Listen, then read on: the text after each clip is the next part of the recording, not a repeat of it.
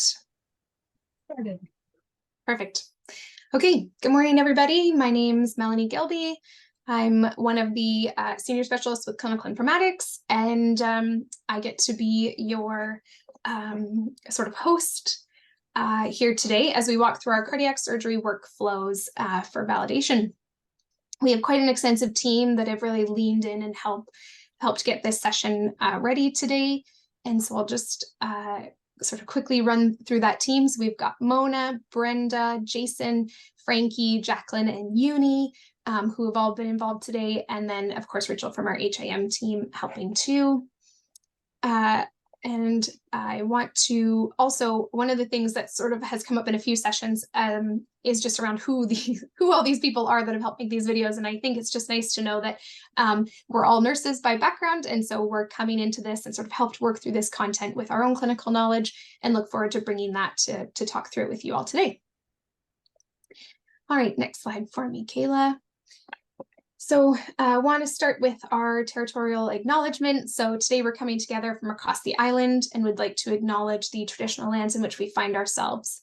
With great respect, we acknowledge that we're holding this meeting on the traditional territory of the Coast Salish, Nuu-chah-nulth, and Kwakwaka'wakw cultural families. Island Health acknowledges and recognizes these homelands and the stewardship of Indigenous peoples of this land. And it's with this understanding and humility that we meet together today. Next slide. So for our agenda today, we are going to do a little bit of an overview of what workflow validation is to start. Then we have our scenario, which is a booked outpatient mitral valve replacement. Then we're going to do a little bit of a debrief and look at some of the actions and notes we've taken, and then aim to wrap here by about 4 o'clock, if not earlier.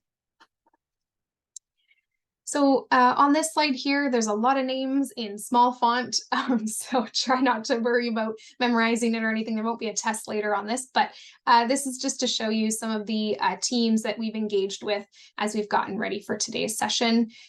We've got physician leadership, we have clinical and health information management informatics, we've got the project team that have been instrumental in getting this together, and then we also have lots of supporting teams helping the conversation today. Next slide, we've got our welcome address. And so I'm going to just call on Jesse Bondi to give the group a little welcome. Thank you, Melanie. Just wanted to welcome everyone to this critical care surgery and CVO workflow validation session. We're meeting here today with a clear mission to enhance the quality of healthcare through the optimization of our clinical processes.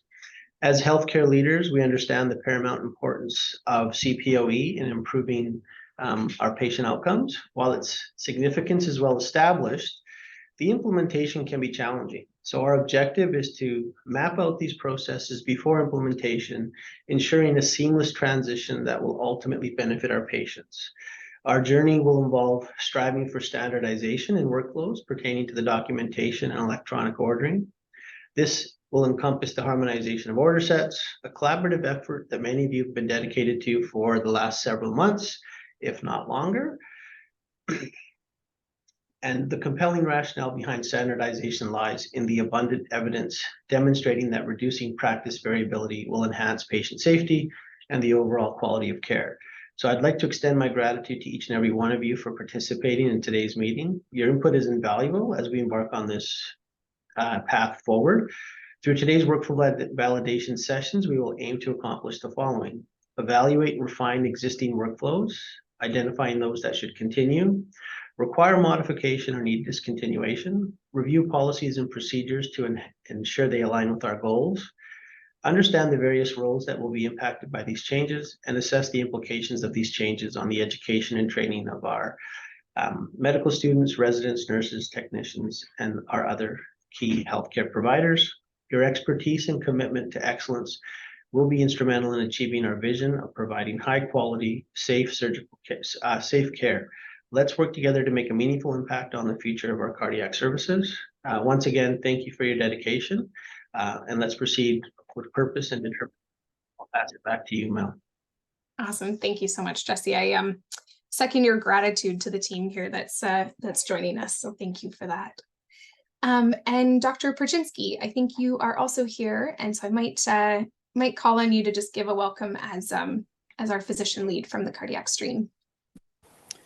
Oh, good morning. Welcome, everybody. I appreciate your time and efforts in trying to get this done. It's been a long time coming, and so hopefully we will get this in place here in the next few months so it's functional for the group. Thank you. Thank you. All right, next slide, Maria. Okay, so why are you all here? Why have we pulled you all in on a rainy Monday afternoon to hang out with us for 4 hours? So today's session is about workflow validation. So workflow validation is the opportunity for our regional interdisciplinary teams to come together and walk through these future state electronic workflows and look at our site-specific processes in the attempt of identifying any gaps, risks, and changes in practice. So today we're going to do that by focusing on some scenarios, including outpatient ordering, request lists and scheduling, clinical documentation and ordering, and as well looking at those transitions in care. Now, today's session is an opportunity for us to just take a look at these workflows and start to understand them. And this will help us inform future design and solution opportunities and meetings. And as well, this allows us to inform training content. So today's session is not about education. We're not expecting you to be able to walk away today and be a power chart whiz. There will be lots of opportunities for that in future as we get closer to activation. So our expectations from all of you that have joined us today is that we're looking for you to contribute as an expert and representative from your area as we walk through these future state workflows.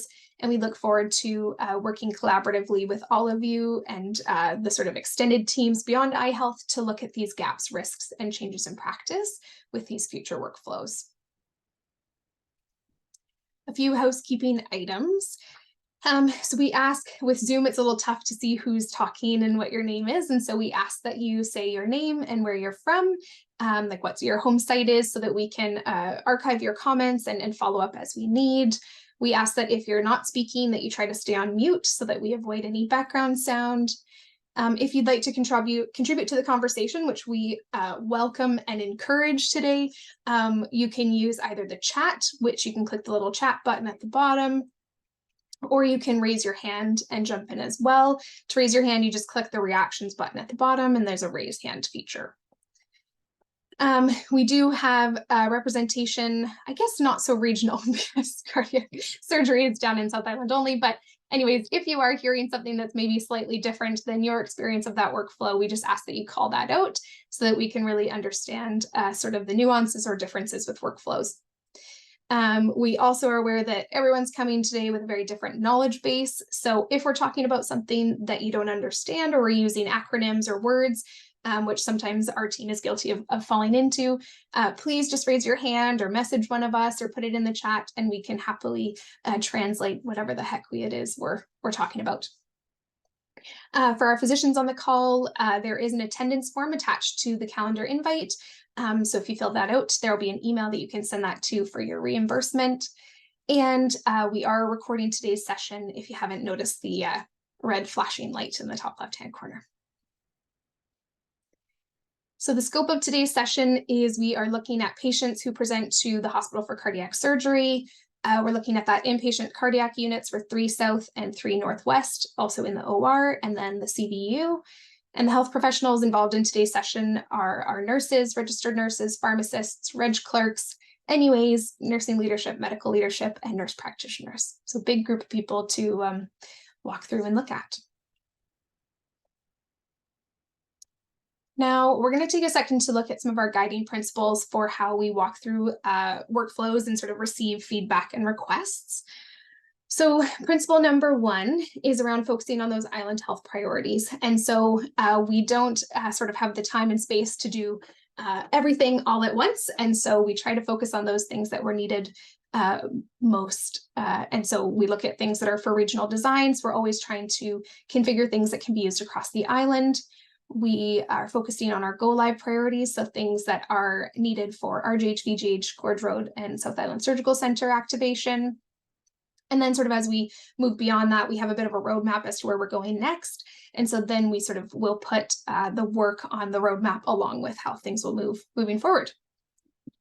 Principle number 2 is around prioritizing feedback. And so we like to look at things as either sort of a must-have, like a need-to-have, or a nice-to-have. And so a must-have is something that is a safety or regulatory impact and is something we would need to review and complete prior to activation. Whereas a nice-to-have is something that would be an added functionality to an existing system. And so there's sort of a workaround that we could live with for now. And so those would be items that would be evaluated post-activation. And then principle number 3 is around no change for the sake of change. And so what this is referring to is we have certain things in our system that are sort of foundational or have existed for years in Nanaimo. And so there would be things that we wouldn't change unless it sort of fell into one of these categories. So a safety reason, maybe there's patient safety implications, regulatory reasons, we weren't meeting a standard or a requirement, and then of course content changes that don't exist. And so I think for an area like heart health, where it is a new service for sort of the iHealth team as we move down south, there will be lots of content changes to be made in this area as we get ready for that stream. Now, as we're walking through these workflows, we have a few questions that we want you to be sort of thinking about or have percolating in your brain as we're looking at sort of identifying those gaps, risks, and changes in practice. And so have we missed any key steps in a process or a workflow? What changes in practice do you foresee with these new future state workflows? In looking at these, do you see any guidelines, policies, or procedures that will need to update accordingly? How might roles shift with this new electronic workflow? And do you see any risks with how we've built things out in this workflow or design? So this is what we want to be thinking about and sort of percolating on as we watch the videos and see the content. So the process for today is the team will provide a bit of a high-level overview of the workflow. We'll sort of show you the steps in a visual. Then we'll dive into a power chart demonstration, which is a video, and then we'll open it up for discussion after that. So you'll get a chance to sort of see it, and then we'll talk through it afterwards. So with that, I'm going to pass it over to our incredible team, and they're going to walk you through the scenario, and I'll be here hanging out, helping call on the chat or hands, and taking some notes that we'll look at the end. So over to you guys.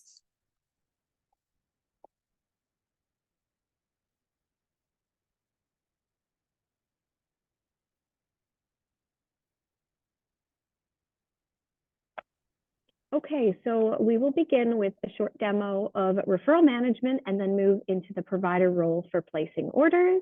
Please note that the team is continuing to work on a solution for ordering and activating the orders required for the day before surgery and the orders required for the day of the surgery. An outpatient booking package has been received. The clerk manually adds this referral to the request list. The clerk selects the appointment tab, entering all required information related to the referral, and then the move function to move the appointment to the work in progress window. The request function can now be selected. Using the information included in the referral, the clerk then selects the appropriate date range for the requested appointment. The request will populate on the selected request list.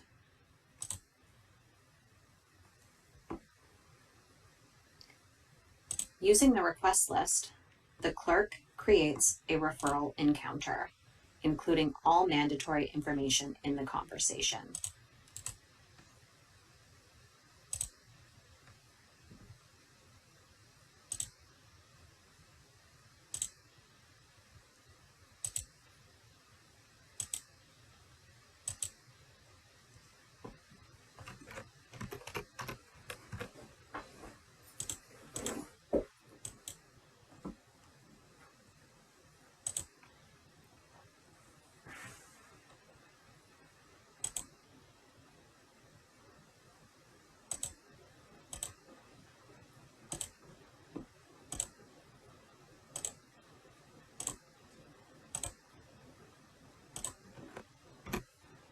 The referral status is updated to accepted, and the referral is now in the queue to be scheduled.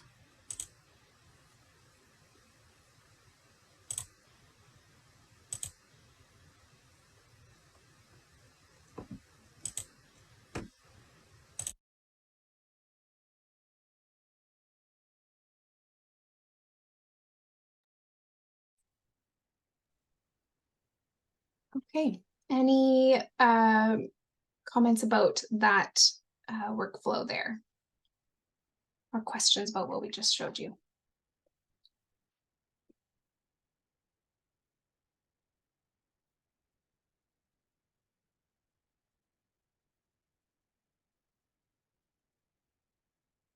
No. Okay. Maybe we'll dive into the next one. Go ahead, Frankie. The provider places the orders ahead of the planned surgery by selecting Add from the Orders tab on the left-hand side. The provider searches using the prefix CV Surge and selects the desired order set. The provider reviews and modifies orders in the order set as necessary. The blue X denotes that order details are not complete. The provider adds an indication for the wide complex tachycardia nursing intervention, as well as details of the red cells product required for the surgery. The yellow boxes indicate a required field of the order. Sorry, can I just interrupt there? Can we go back to that previous one? Nat, how many of these boxes are you going to want surgeons fill it in? For instance, wide complex tachycardia, the surgeons are not going to be wanting to put in indications for use of that. And the same with the blood products. The blood products need to be like a standardized box for cardiac surgery, which is already in place. Yeah, thanks, Dr. Berchinsky. I think that's something we could work with you on to get that content built out in those order sets. So we can have things default selected or defaulted in with the appropriate sort of order sentences or order information. And so I can take that down as something we can follow up on with this order set, just working with you to get all those details built out so that our surgeons aren't having to sort of manually do that every time, that it's all pre-populated as much as possible. For sure. Thank you. Mm-hmm. Go ahead, Maria. Thanks. The provider adds a pre-op chest x-ray to the order set.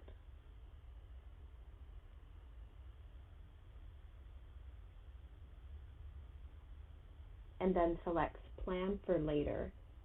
These orders will be initiated by the same-day nurse. Finally, the provider refreshes the orders page to view orders placed.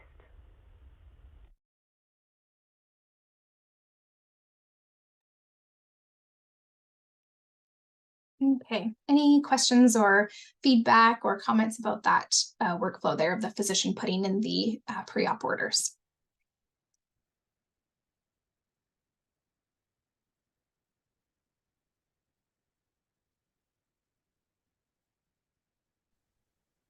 I had one question here, going back to something that was said earlier, having two sets of orders for the patient, or like one set of order for the same day a nurse who is seeing the patient, the day prior to surgery in teaching, as well as a different set of orders that get in place come the day of surgery itself. Is that correct? Frankie and Mona, do you want to jump in on that one? Thanks. I can. Hi, Dr. Berchinsky. It's Mona. I can help out a little bit with that. We're actually really needing to have a better look at that together as far as design goes. Michael, I've been in touch with Dr. Whitehill and Dr. Kazami because that kind of pre-admission workflow is actually more complicated than one would think. When the patient's coming in even the day before and then also has inpatient orders. What I can tell you as much as possible, I want you to have one order set. And I also think that in cardiac surgery, we have opportunity for the day of surgery orders to be somewhat clarified by anesthesia, because they also do an anesthesia consult and enter their own orders for day of surgery. But we have a bit of design work to work with you on that. The stance of Dr. Whitehill and Dr. Kazami is that as much as possible, they would like the pre-admission order set, which is sort of what this is. This is like a mini pre-admission clinic, I say, to be like a nurse somewhat initiated protocol as much as possible, or to use it in that way. But we have a little more follow-up to do with you on that. Yeah, for sure. There only can be one set of orders. right? And you can't be splitting orders, some orders for the day pre-surgery teaching class, and then another set of orders the day of. Yeah, and there's only like 1 or 2 orders, Michael, that I see that actually could possibly be on the next day. And I'm wondering if we can work with yourself and our anesthesia lead to kind of continue to clean that up a little bit. Thanks, Mona. Sorry, it's Mike Yamashita. Can I just ask a question? So I'm one of the cardiac surgeons as well. So is the plan to have like one order set for both inpatients and outpatients, or 2 order sets, one for an inpatient, one for an outpatient, or what? It's not clear. That's a good, oh, go ahead, Michael. Yeah, I plan to only have one set of orders. Net for the group. Yeah, it needs to be consistent, because otherwise this is going to lead to mistakes and confusion. Right? Yeah. Okay. So one order set for both inpatients and outpatients. Okay.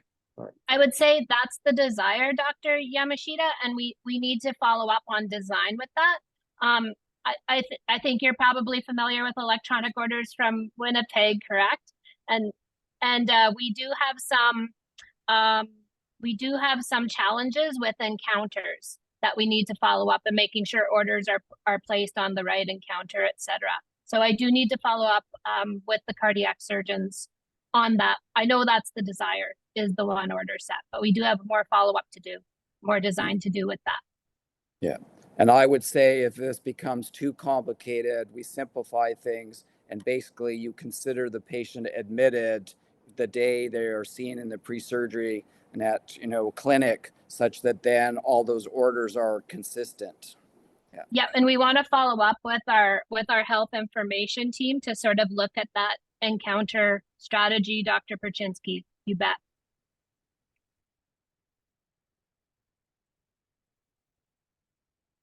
Thanks, Mona. Any other questions or feedback or comments about this piece?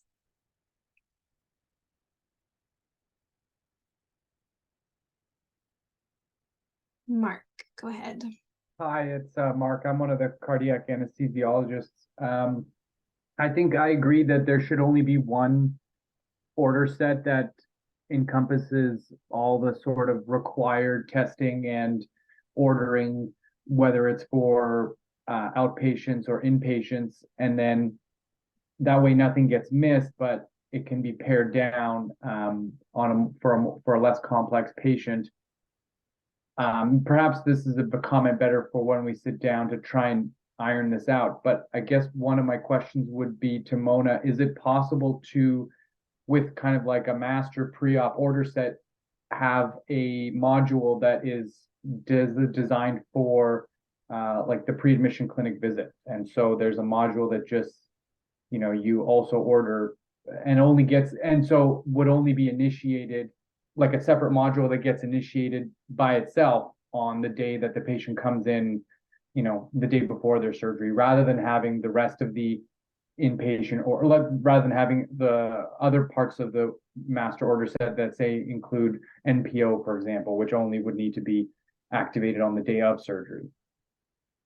Yeah, and that's an excellent suggestion and comment. Our hang up is that orders follow encounters. Yeah. At this point, and right now that day before surgery visit is on an ambulatory encounter, and then of course the patient comes for surgery on a pre-inpatient, then an inpatient encounter.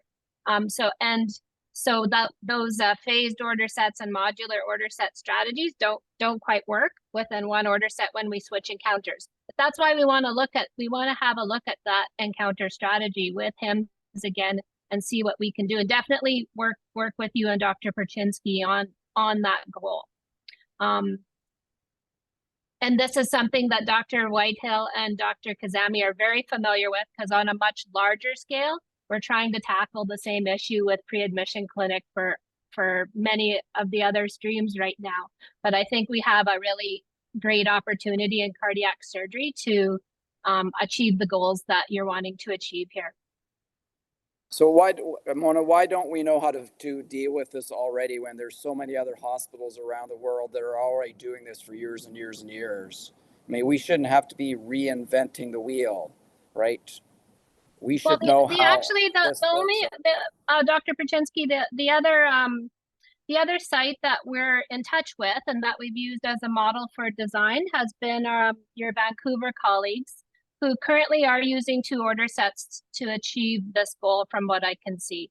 And I know that's not your desire. I think they have like a pre-admission screening type order set for their pre-admission clinics and then a day of surgery order set. But we can definitely follow up further with them also.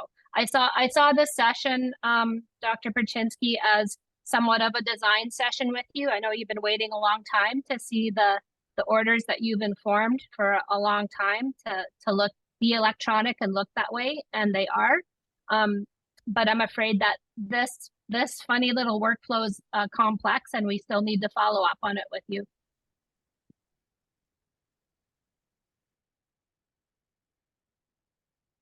All right, I've got some notes down about this and some things we can follow up with in some follow-up meetings. And you're right, Dr. Paczynski, there's lots of groups that have done this before us that we can learn from. So I think we can pull some of that content, understand sort of the pros and cons of the workflows they've established, and then find some things. And Dr. German, I see your comment in the chat, so we can make sure that you're involved in those conversations too. Thank you.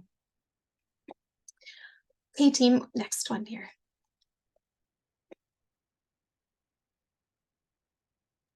Sorry, I was just trying to get myself off mute.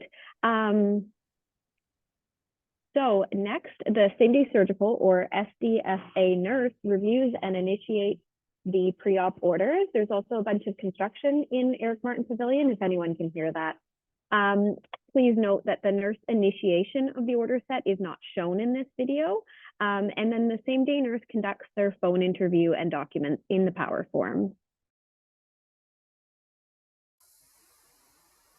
The 3 South same-day nurse begins by switching into the nurse perioperative view using My Experience.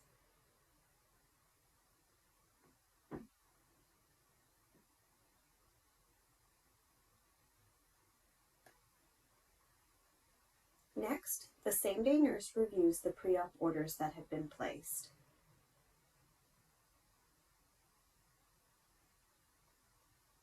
This includes communication orders and orders about which medications the patient must hold leading up to surgery.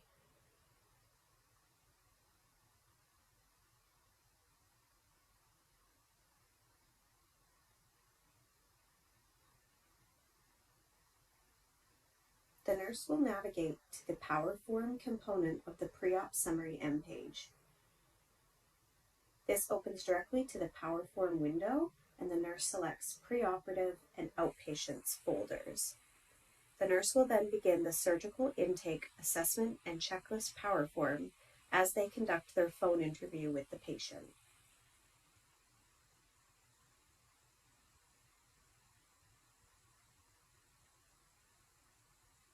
Allergies, problem list, procedure history, social history, and a BPMH can be reviewed and modified.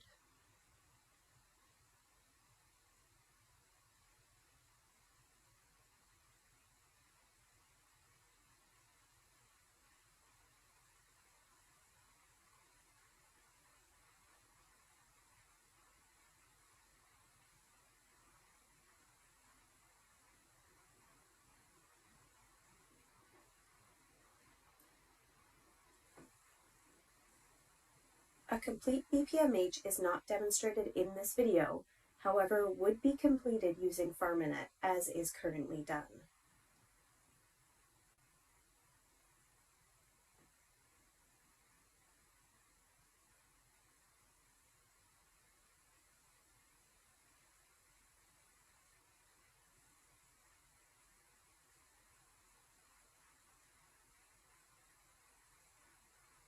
Once complete, the same-day nurse saves the Power Form so that it can be modified when the patient arrives for their pre-surgery education day.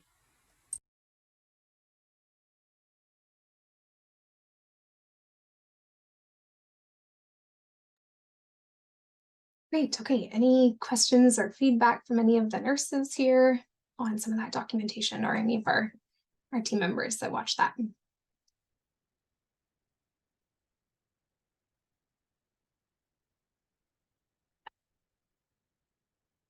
None of the nurses could actually make it. They're unfortunately stuck on the unit, so there isn't a same-day nurse to review this at this time. Okay. Thanks, Allie. Maybe we can circle back with some of them in another session. We can just pull this up with them in a. You can let them know Frankie's got their back, Allie. I'm sure she does. I'm not worried. Thank you. Perfect. Okay, well, why don't we go to the next section then, and we can circle back with the nurses another day. Okay, so the 3 South NUA receives the booking card via email and coordinates with the CNL and same-day nurse to assign a bed in CCM, as is currently done. On the day prior to surgery, the patient arrives for orientation. The ambulatory encounter is activated, the patient is directed to 3 South for education and assigned to a bed location on 3 South. The orders for ECG and lab will populate on their respective request lists when the ambulatory encounter is activated and the patient is in their bed. Next step in this workflow is for the same-day nurse to modify the power form that was started, initiate the diagnostic orders, and alert anesthesia that the patient has arrived. The SDSA nurse modifies the power form by navigating to Form Browser and right-clicking to modify. The nurse will update the power form accordingly. The pre-procedure checklist is started.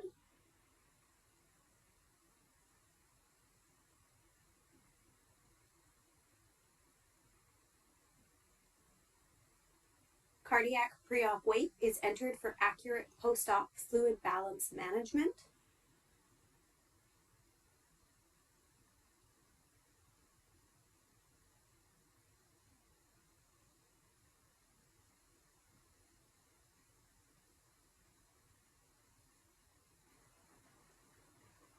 Anesthetic history is reviewed.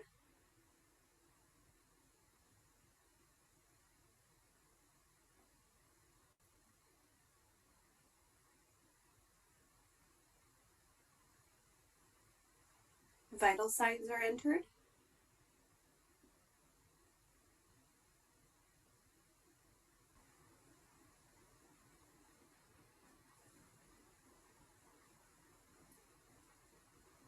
Height and weight are entered. Please note that weight must be entered twice in order to correctly display for the surgeons and nurse practitioners. The nurse ensures that the allergies, problem list, procedure history, family history, social history, and medication histories have all been documented. And then the nurse completes the infectious disease and ARO screeners.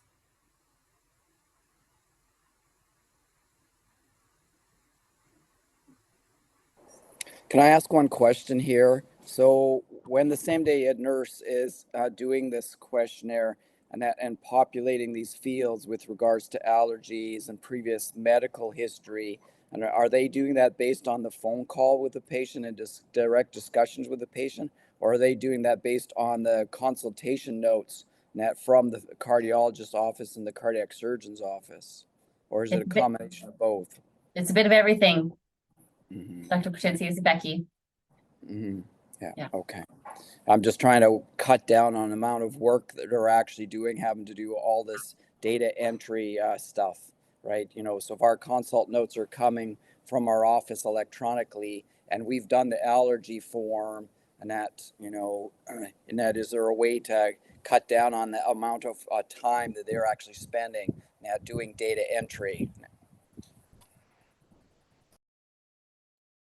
I will add, Dr. Pruczynski, as well, that the way that a lot of these, we consider them like allergies, problem list, procedure history are what are called controls. And so they cross encounters. So if these patients have had any allergies entered in the past on a different encounter, it's just a reviewing and confirming whether that's still accurate. And those pull through all encounters. So it should cut down in entering those things as well, too. Thanks, Frankie. Michaela, go ahead. Hi, I'm Michaela. I'm one of the nurse practitioners on the cardiac surgery unit. Just a question about the medication, the BPMH that is done by hand from the same day nurse. Will that still be done, or will this be completed as part of the initial tool that is done initially here? I believe that will be done electronically, right, Frankie? Is it done? You're saying it's like handwritten out on paper right now? Yes, somewhat. And I don't want to speak too much to, Becky knows the same day program a lot better. I know that there is a little bit of a hybrid still. So that might be sort of a group discussion conversation. The paper on the chart, I was told, is sort of an unofficial document because it is supposed to be online. So when the same day nurse is gathering info from the consults, the angio report and the surgeon's consult to gather what medications is it truly on, and then cross-reference that with the patient talking to them on the phone, that little sheet that we fill out is helpful because we can just show that to the anesthetist when they come on orientation day to say, here's what they're actually on, here's the dates they actually last took them. And it's current to that morning. And we just can show them that piece of paper and they can make the orders based on that. So that is just part of our practice, but it doesn't have to be. It could just be electronic. Isn't there a way for this to auto-populate from PharmaNet and then just be confirmed with the patient? It doesn't auto-populate from PharmaNet, but you can sort of pull over from that. And then within that tool, you can document those pieces like last dose or compliance, which then would appear for the physician doing their admission med rec or a medication reconciliation to create orders sort of directly from, like, you pull from PharmaNet and then you create your BPMH and then you pull from that to create your inpatient orders. And so it does sort of create a flow where you can have that information around last dose and stuff. Yeah, I think if possible, that would be helpful, just for when we're reviewing the patient's medication. So it's all in one area and it's been verified. Mm-hmm. Yeah, and then it also populates into your note too. Like as you create your consult note, the home medications can populate in there if you are using one of our templates, which is sometimes nice when you're documenting to be able to have that pull in automatically. Okay, Maria, let's keep the video going. The risk of violence and fall risk screeners are completed.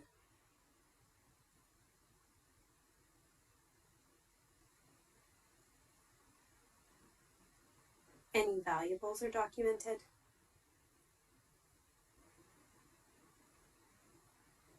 Discharge information is updated if necessary.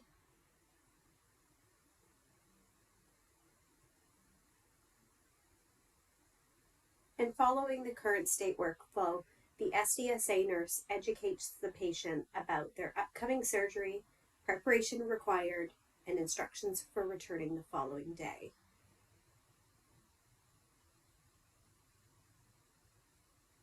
The nurse will sign the form and then contact anesthesia to alert them that the patient is on 3 South and ready for their consult.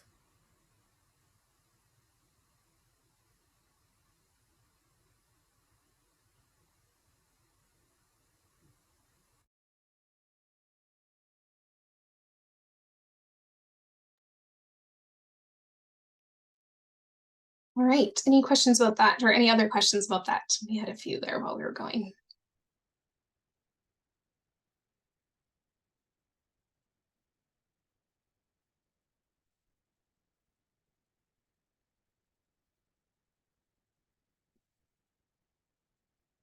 No, okay, let's look at the anesthesiologist. Go ahead. So the anesthesiologist will see the patient, create a consult note, and add any additional orders as needed.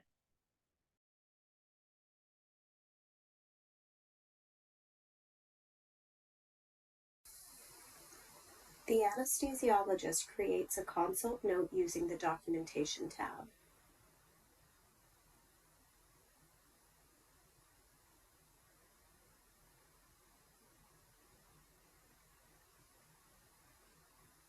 Next, the anesthesiologist enters a one-time order for lorazepam 1 milligram.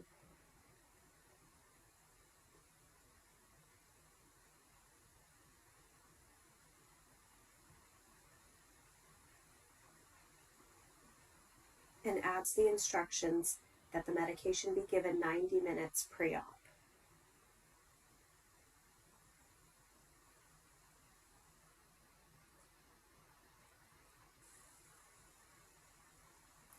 The requested start date is changed to tomorrow, as that is when the patient will be coming in for their surgery.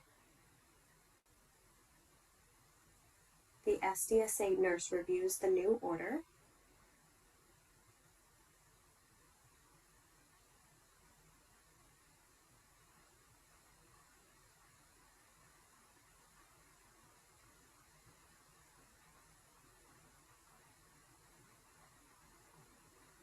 And verifies on the MAR that the dose has not been given yet. The eyeglasses indicate that the order requires nurse review, so the nurse refreshes the page.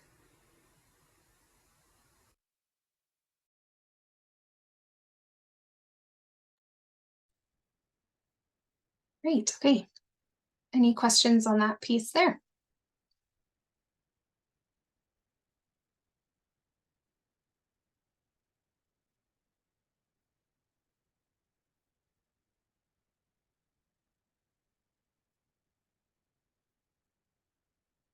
Okay. Okay, so now day of surgery, the patient arrives at the assigned time and presents to 3 South. The nurse changes their wristband to the inpatient encounter and alerts patient placement that the patient has arrived. Patient placement flips the encounter to inpatient, which is the same as the current workflow. The 3 South nurse completes the power form and ensures the patient is prepared for surgery. The patient is then picked up by the OR porter and the transfer to the OR is initiated in CCM.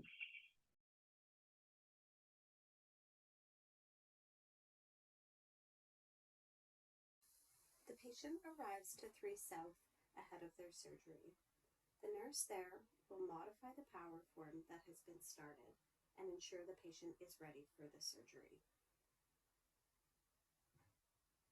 The nurse can add details such as last intake, last drink, last void, and last bowel movement. Maria, can you pause for just a sec? Is there a way to turn up the volume? Can you just check if the volume's all the way at the max? I think it's a bit quiet. Thank you.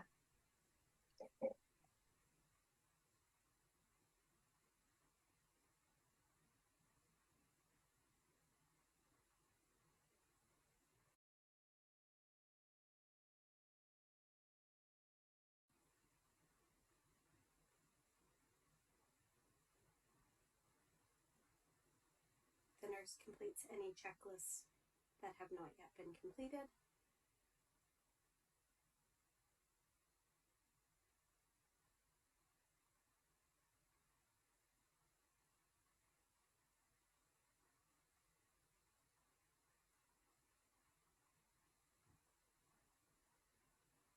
Vital signs are updated.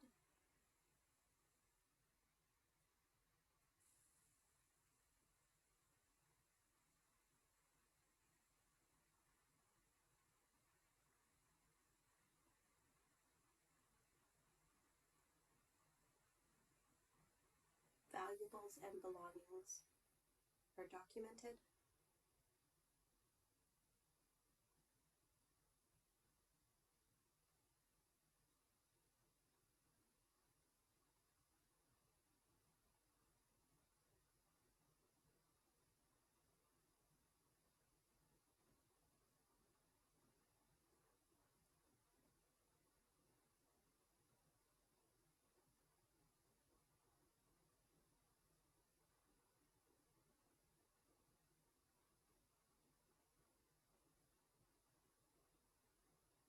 The nurse then signs the form to complete it.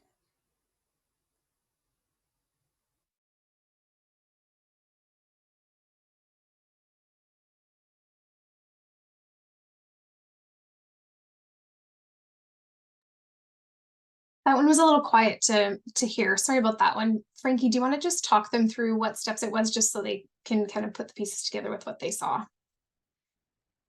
So a lot of this is current state with what's being done with the ClinDoc. So yes, the patient just arrived. The form will have already been modified, or started initially during the phone call, modified during the the day before orientation. And then the 3 South nurse just makes sure that the patient, the form is completed and the patient is fully ready for their surgery, and will review any orders that are pertinent to the day of surgery. I apologize. I had edited to try and take out white noise, and I dropped the sound level on the whole video a bit too much. No problem. Thanks for talking through it. Okay, any comments or feedback or thoughts about some gaps in that process, or does that seem to sort of align to what you would do currently, just orders being electronic instead of in a paper chart?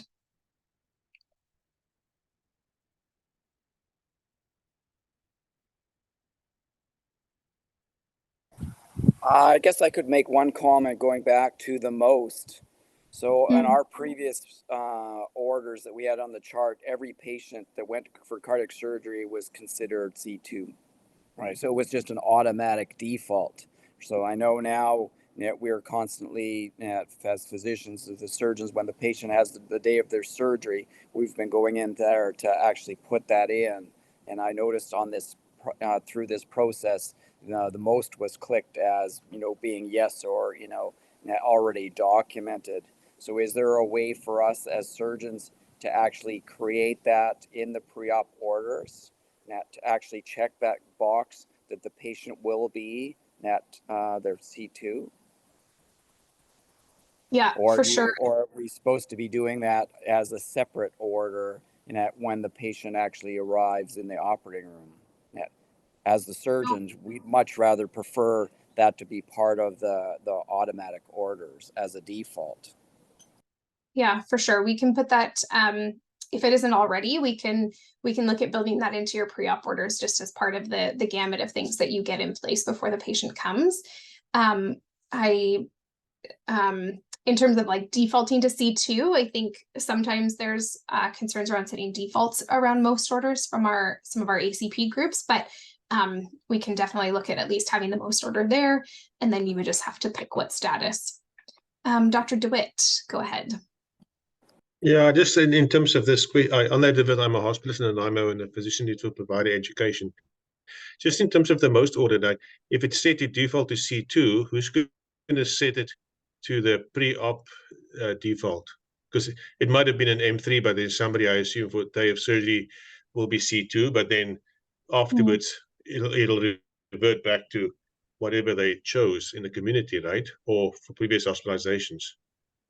Yeah, but from a cardiac surgery point of view, we're not going to operate on somebody who's like an M2 or M3 or something like that. I mean, if you're taking them for heart surgery and you're putting them on cardiopulmonary bypass and you're intubating them and they're in the ICU on inotropes, by definition, that you're already at C2, right?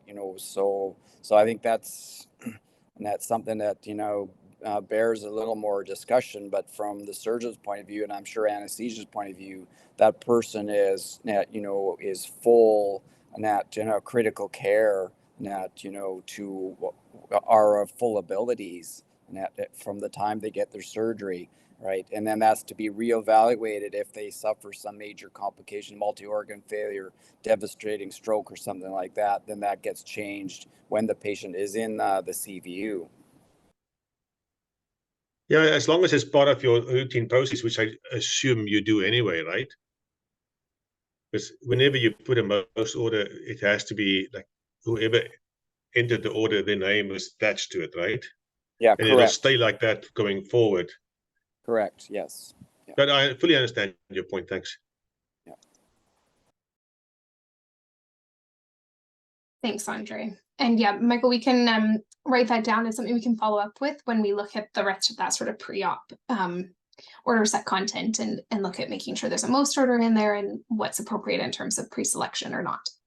Yeah, because I think all 5 of the surgeons, we'd be happy to do that as part of the pre-op orders, just as a default, and that ensure that it's there. Yeah, thanks, Chris.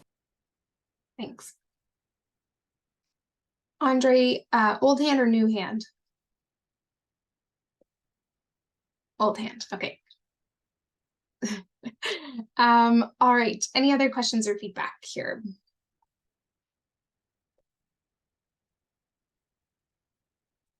All right, I think now we've got the OR workflows. So Brenda, I think over to you now. Can you hear me okay, Mel? We can. Okay. So now that the patient's been prepped, ready for surgery, they're going to be coming to the OR. First, we're going to talk through the workflow for the OR nurse.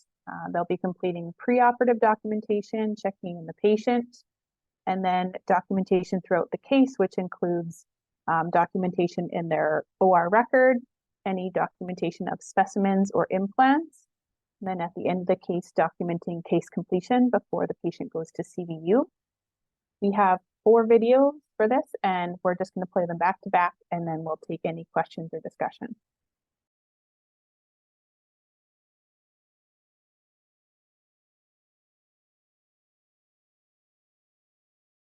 The information through the summary M page components displayed here, and through the surgical intake power form.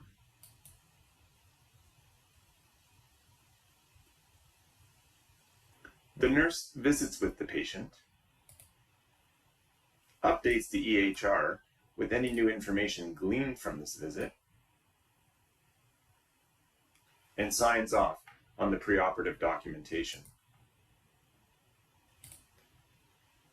This is the electronic analog of sifting through the patient's chart and filling out the paper preoperative checklist. Even in the more electronic world, though, some documentation remains on paper, like the admission separation sheet, the surgical consent, and any blood transfusion consents or refusals. The OR nurse still reviews and confirms these physical documents as well. The OR nurse then opens their unique intra-op record through perioperative doc.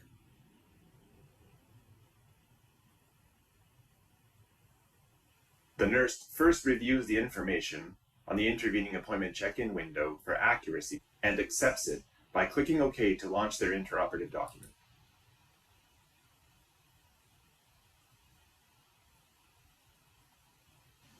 Once the patient is in the OR, documentation is completed on the OR nurse's intraop record using these documentation sections, referred to as segments. The times collected in the nurse intraop record update the tracking board in near real time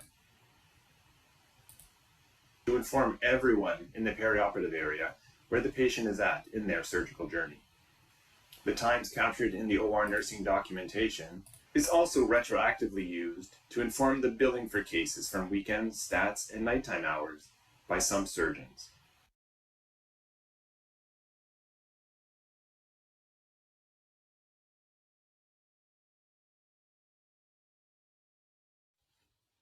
If intraoperative specimens are collected during a case, paper lab requisitions are still needed for histopathology, cytogenetics, and cytology specimens.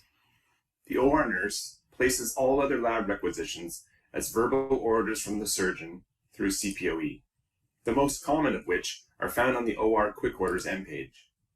Once placed, the lab is alerted of the impending arrival of these specimens. Next, accessing the specimen collection wizard, the OR nurse bypasses a prompt to scan the patient's ID band because it is often tucked away underneath the sterile drape. Here, the OR nurse now prints unique labels for any specimens and documents the completion of these orders, which the surgeon co-signs for postoperatively. Careful positive patient identification must still be ensured before the labeling of any specimens. The OR nurse then affixes these to each specimen before sending them off for processing.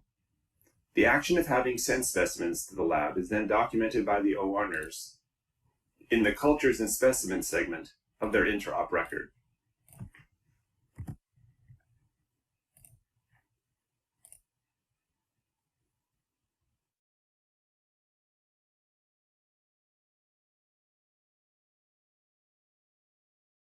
Are necessary, the OR nurse documents these in the implant log segment of the nursing intra-op record.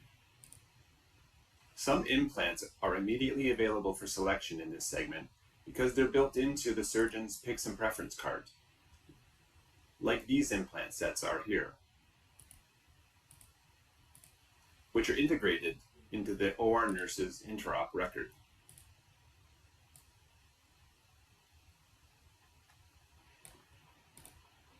Others can be scanned into the document through barcodes on their packaging, capturing manufacturer's information like lot and serial numbers. All implant items at your site can be manually searched for through the implant log segment as well.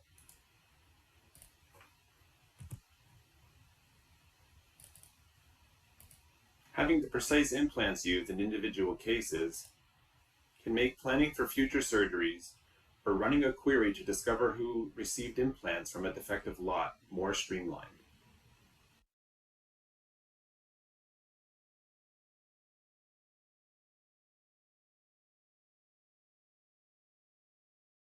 Nearing the end of the case, the OR nurse confirms the surgery performed during the third surgical safety check and enters the surgeon's verbatim description of this in both the intra-op record here and in the procedure history control.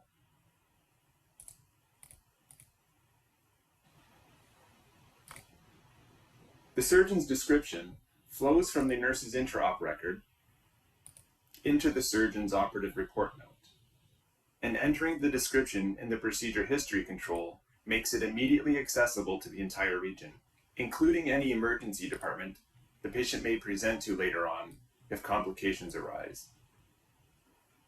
Once the OR nurse completes all of their documentation and reconciles the embedded pick and preference card for the case, they select the green flag to finalize the documentation and immediately publish the nursing OR record to the patient's chart. The tracking board is updated automatically as the OR nurse and anesthesiologist enter times into their respective documentation.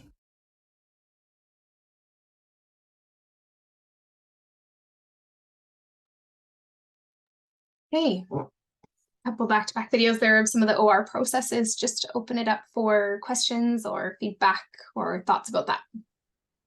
Sorry, I have two questions. One is the documentation that when the patient arrives on the ward, is established based on what was done in the same day, right? Is that same document going to be re-reviewed when the patient arrives in the pre-surgery waiting area at the OR desk for cardiac surgery, and then going to be re-reviewed when the patient arrives in the operating room by another staff member? Or is that whole paper process done in the pre-surgery waiting area going to be gone now? And all of that effectively is going to be re-reviewed by the nurse when the patient arrives in the operating room. So any of the paper documentation that's currently being completed to check the patient in will be changed to electronic.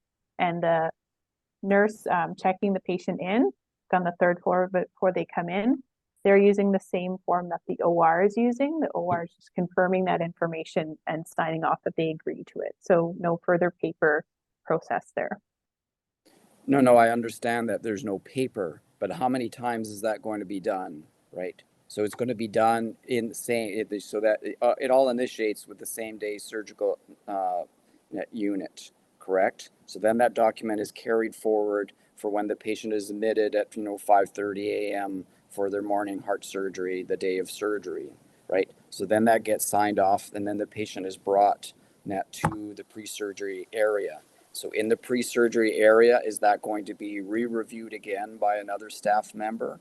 And then half an hour later, the patient is going to transfer to the operating room, and that's going to be re-reviewed and signed off again by the circulating nurse in the operating room? Yes. Mona, go ahead.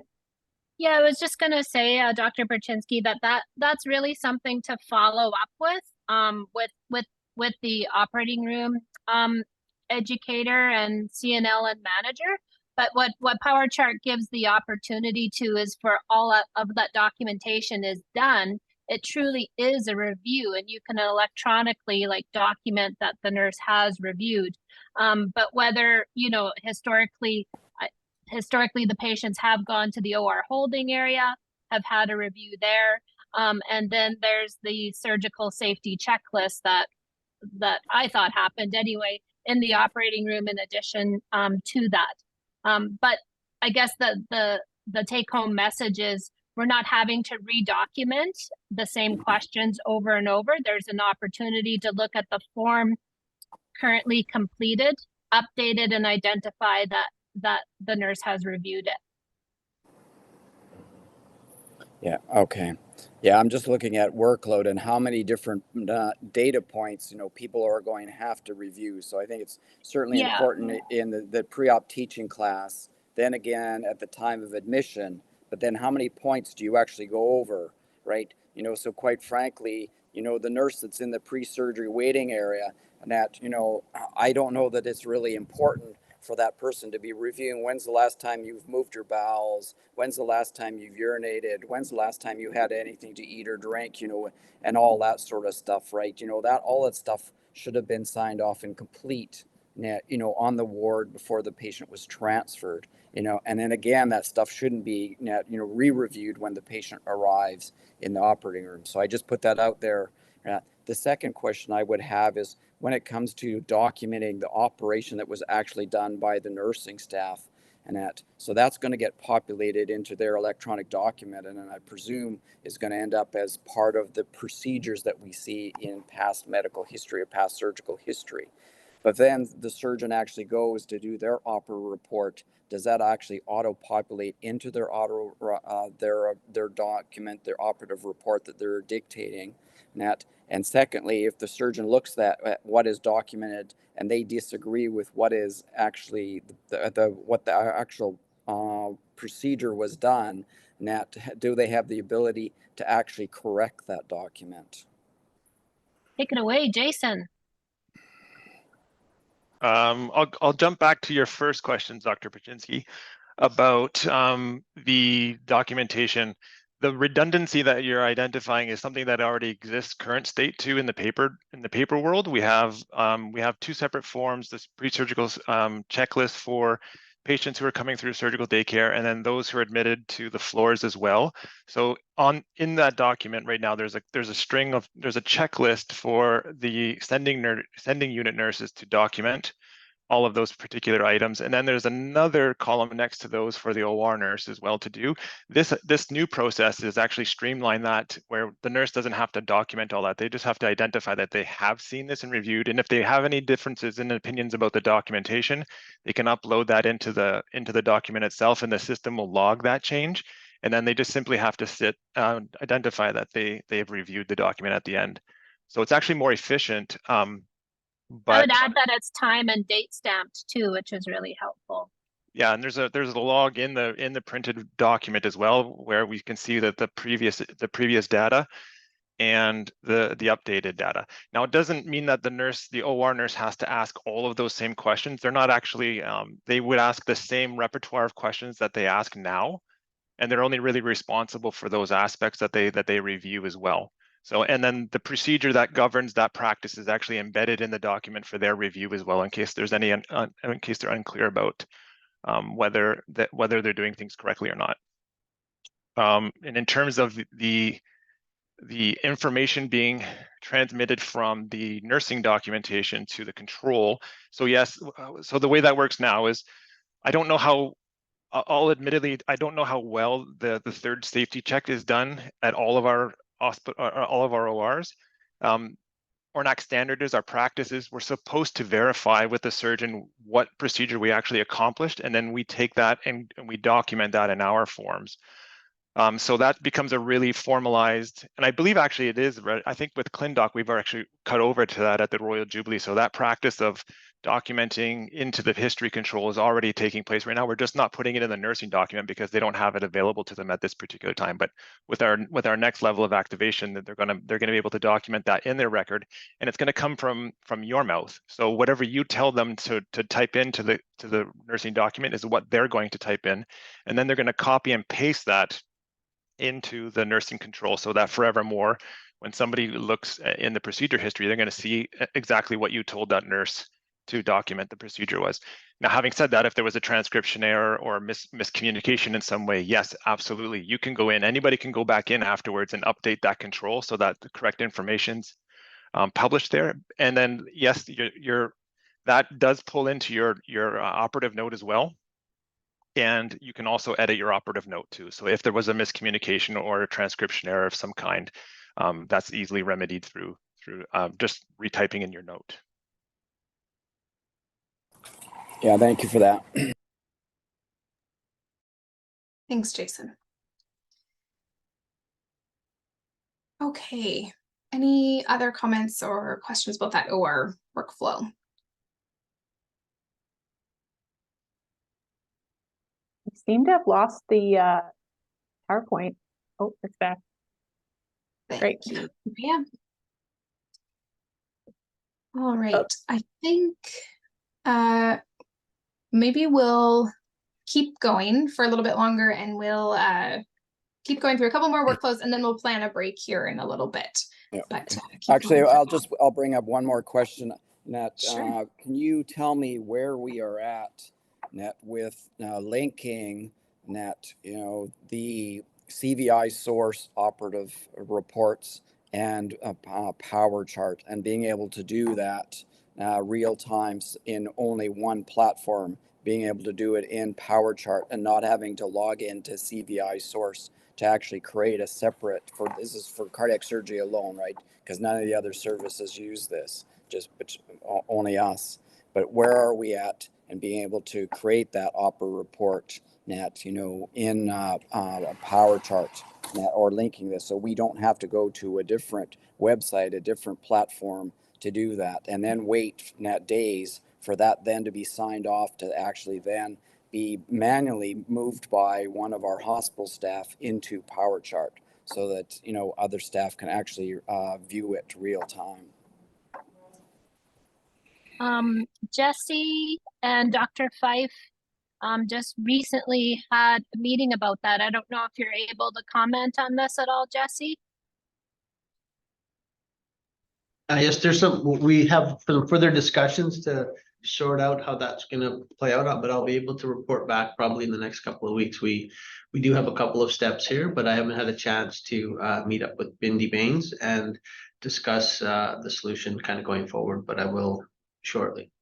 Yeah, what I believe CVI Source said at that meeting, Dr. Perchinsky, I was there too, and Dr. Fife is really wanting to see this taken care of with CVI Source, is that I think cardiac surgery were sort of first on the list to improve that process between CVI Source and PowerChart. And it's being worked on in Vancouver, and we want to be alongside that to improve that better for you. So more to come on that. Yeah, I'd like to hear an update, because the CVI Source people were over here visiting us. I don't, Jesse, you were at that meeting. Now, I don't know how many months ago that was, 4 or 5 months ago, and we made all these recommendations of things that we wanted tweaked in that operative reporting process, our data entry point. And effective right now, none of those changes, none of our suggestions have been made whatsoever, right? So. And that's what the meeting that we just had that Mona was referring to, it did get bumped a little bit and got bumped back. But now that we've had it, the intent is for us to resolve some of these situations so that going forward, it meshes with what our cardiac surgeons would like to see happen. But we just need to ensure we can make that it's workable. And that's what the next couple of steps here are for. So I'll be able to report back to you directly, Dr. Perchinsky, and back to this group more broadly. Thank you. Dr. Fife is really on this also, Dr. Perchinsky. So I would, recommend keeping in communication with her too. She's very concerned about CVI Source and it populating PowerChart appropriately for cardiac services. Yeah, thanks, Mona. I just wanted to echo that. Mary Lynn is very much in favor of getting this improved upon. And so she's not here right now. She's in another meeting, but again, just retexting her, she affirmed that commitment to move things along as quickly as we can possibly push for. So thanks very much, Michael, for bringing this back up. Thanks, everyone. We've taken it down in our notes as well to make sure we follow up on that. All right, any other questions? Otherwise, maybe we'll look at the anesthesiologist piece. So the next part of the workflow we're going to look at is the role of the anesthesiologist in the operating room. So they're going to be using SurgiNet anesthesia for documentation of their care. They'll be using CPOE to place any orders for blood products if this is needed. And at the end of the case, they'll be finalizing their SurgiNet anesthesia record and transferring the patient to CBU.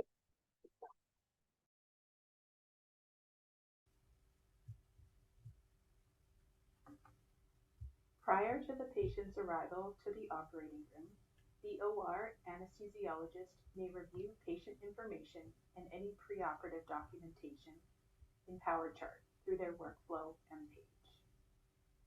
When the patient arrives in the operating room and is ready for surgery, the OR anesthesiologist launches their second application, SurgiNet Anesthesia, from the PowerChart toolbar.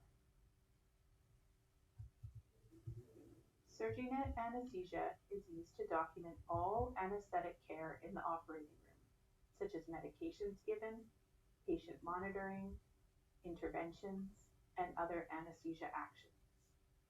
All medications, including antibiotics and IV fluids, that are documented in this application will flow to the MOC.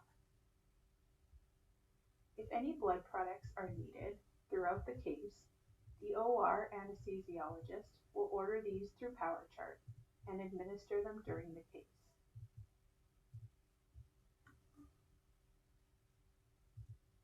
Once the surgery is complete, the OR anesthesiologist will finalize their SurgiNet anesthesia documentation, making this available to all other providers or nurses.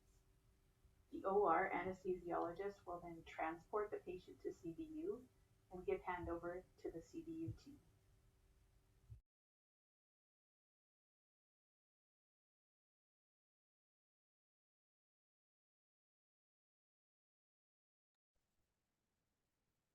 Okay, open it up for any questions or feedback about that one. Yeah, Dr. German, go ahead.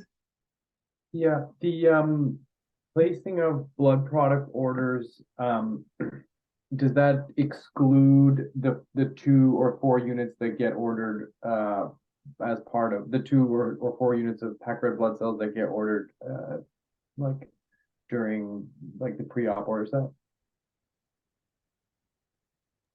I make it Jason answer this, but I believe so because they have it as part of their order set from before the patient even gets to the OR. Jason, do you have any further comments there? No, that's accurate. Yeah. Okay. And then is I guess the whole how SurgiNet anesthesia looks to us is all part of a different sort of it's not for today for us to talk about. Yeah, that's right. We're kind of just giving you a high level overview of what it does. It just replaces your paper anesthetic record, but how you use it and all the training around that will be at a later date. Yeah, that's great. Yeah, I've used it before at St. Paul's. I used it for a year at St. Paul's during my fellowship, and I thought it was a huge upgrade to paper charts. So it's great. Awesome. Phew.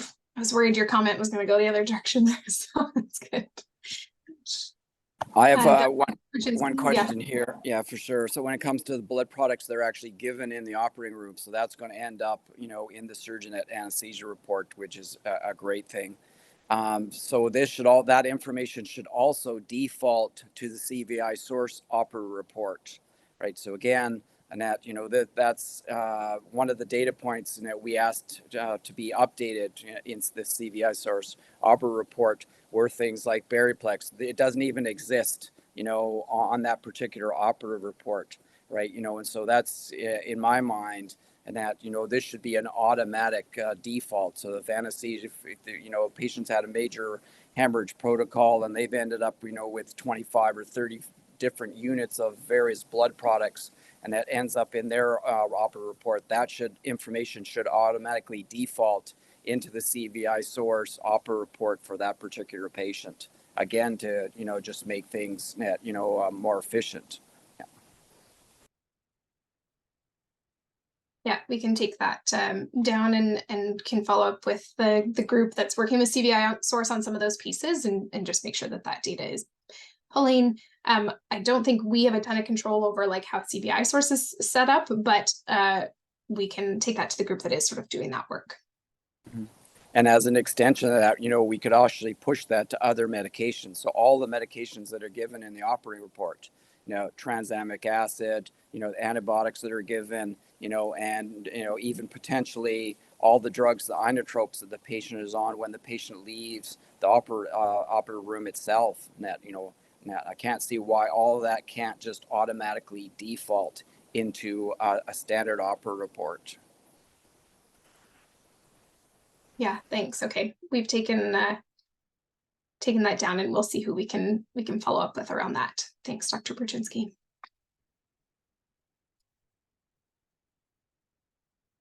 Hey, any other thoughts? Anything from anyone else?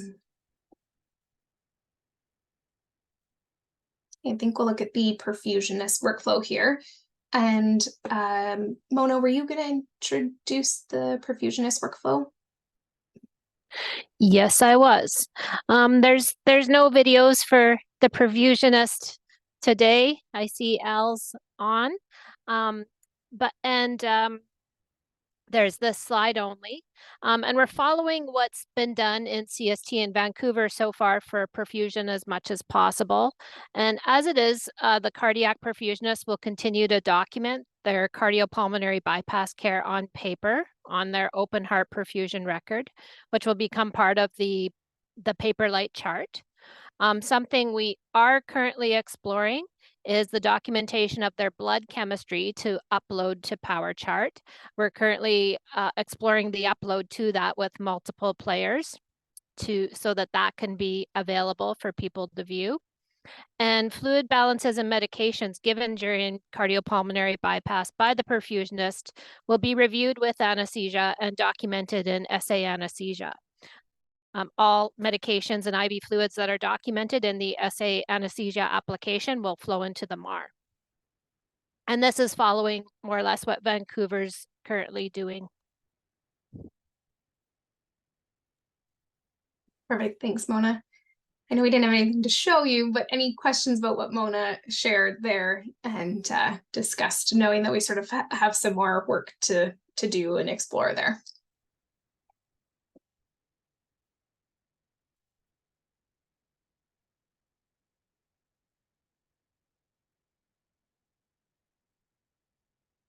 No? Okay, we'll look at the surgeon piece now.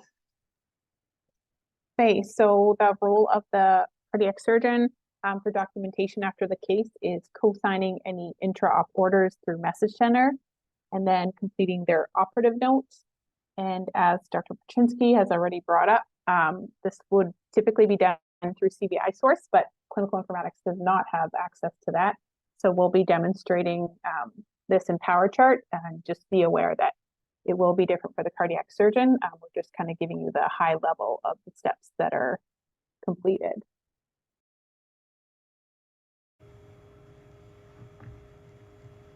Once the surgery is complete, the surgeon will co-sign any orders that were entered intraoperatively by the OR nurse. To do this, they will navigate to Message Center, select the orders folder, and co-sign the orders. Next, the surgeon will complete their operative note by navigating back to Provider View to the operative procedural end page. An operative report is selected and the details are filled out. Once the details are filled in and the note is signed, the surgeon's documentation is complete. Because the patient is going to CVU postoperatively, and the CVU anesthesiologist will be placing postoperative orders, the surgeon does not need to complete any further orders in CPOE.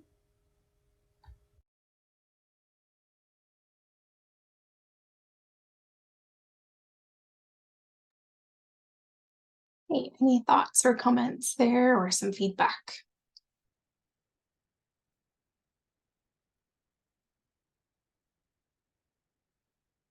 I guess I would ask the question, what interoperative orders do you really foresee being processed by the OR staff in cardiac surgery cases? Orders that we're going to have to then sign off on afterwards. I think it's the co-signing. I can't speak to the exact orders, but the co-signing would be done by the physician afterwards through Message Center. And like Andre put in the chat, it can be done sort of in bulk. You can like grab a big selection and co-sign them. As for the actual orders that would be expected, Mona, I might call on you or Brenda to just speak to what those would be. But I think it's any of those sort of like specimens or additional pieces that might be ordered intra-op. Yeah, the pathology specimens, Michael, more or less stay on a requisition that you sign. The nurses do generate a verbal order for that, create a paper requisition, and then you document the pathology specimens on that, and then that's much like current state. You would potentially sign off those pathology specimens at the end of the case. Something that could come up, it's pretty rare in cardiac surgery though, is a microbiology type order. If you had to swab something, for instance, that's a full electronic order that may need to be co-signed at the end of the case. That's all I can think of right now.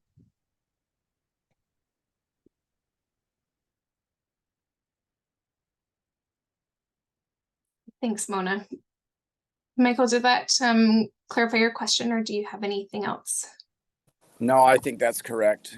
But we probably operate on somebody who has endocarditis, at least once a month. So that would definitely. So that's all. So all microbiology is going to be electronic documentation, no paper documentation anymore.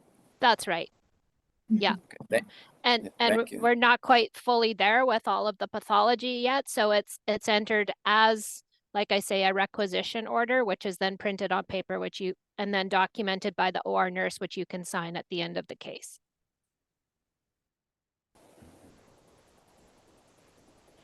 So I guess one more question I would have when it comes to pathological specimens, so that's something that once it goes to complete digital entry, that should be really signed off together, the surgeon and the circulating nurse at the end of the case, so that there's agreement as to what has actually been put in there, where the specimen is from, what the indications are, what the surgeon's actually looking for.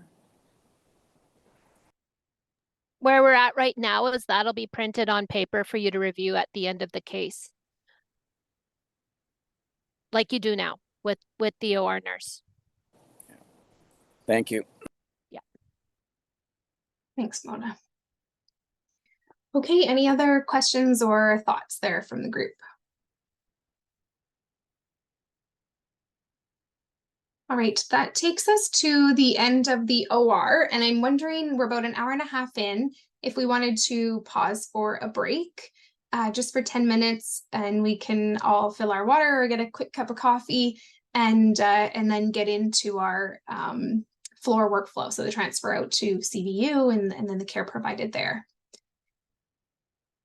So why don't we take about 10 minutes and we can all come back at 1:35. Does that sound okay with everyone? We'll see you in 10 minutes for our transfer to inpatient and floor workflows.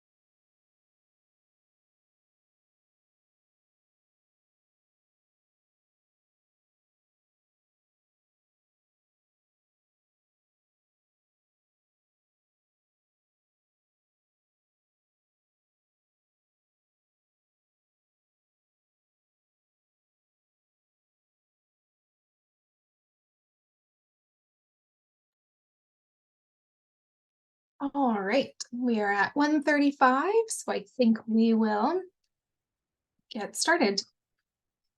The team wants to just join back in here and we'll get going.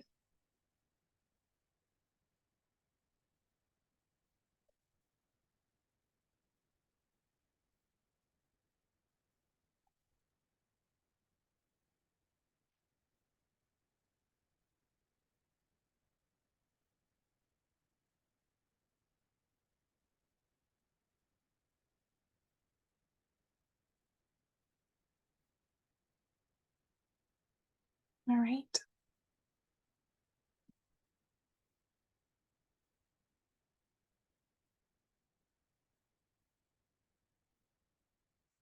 Okay, we're going to look at the CBU admission from the OR for the anesthesiologist. And I think we have a video for that, Maria, if you want to go ahead and play that.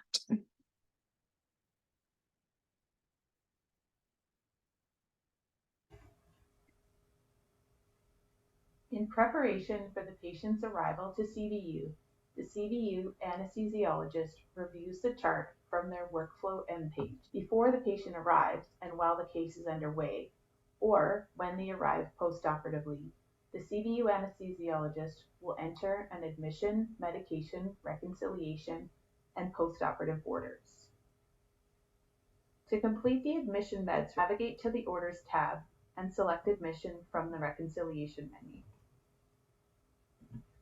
For each home medication, the anesthesiologist will decide whether to continue this medication while in hospital or to discontinue it while the patient is admitted.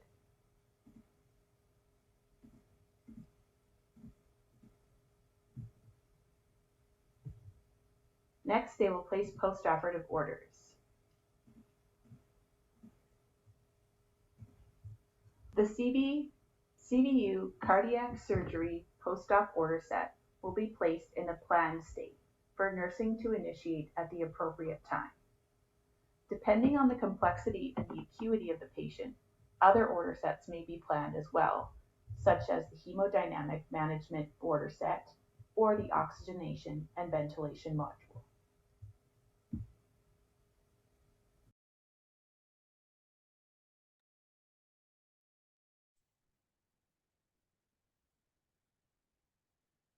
Great. Okay. Any questions about this workflow?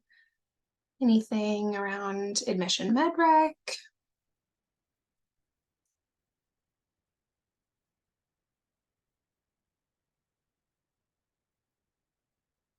Dr. German, you might be our only anesthesiologist on here this afternoon, so might put you on the spot. Yeah, no, it looks good. I again just thought that the content might need some changes, but yeah, no, that looks like about the right way to do it. Okay, we can pull you in to do that content review for sure. Thank you. I think Dr. Kazami's here today too. So. Oh, is he? Oh, I thought he dropped off, but maybe he came back.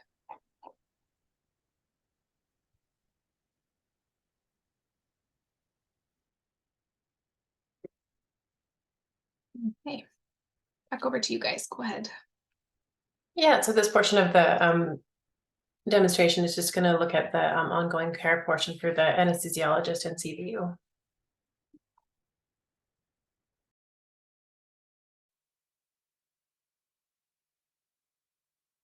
Actually, Maria, just one. The intensivist leads introduce.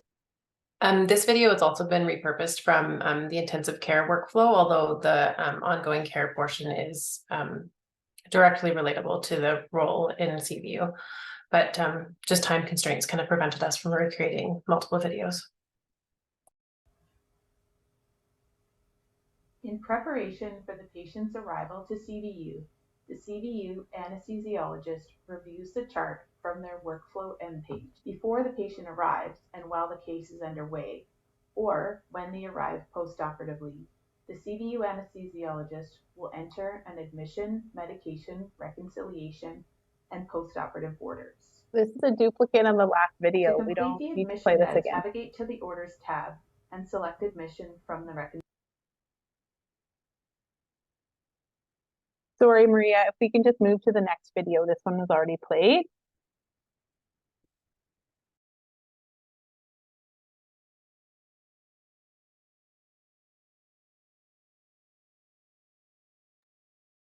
Looking for the ongoing care one.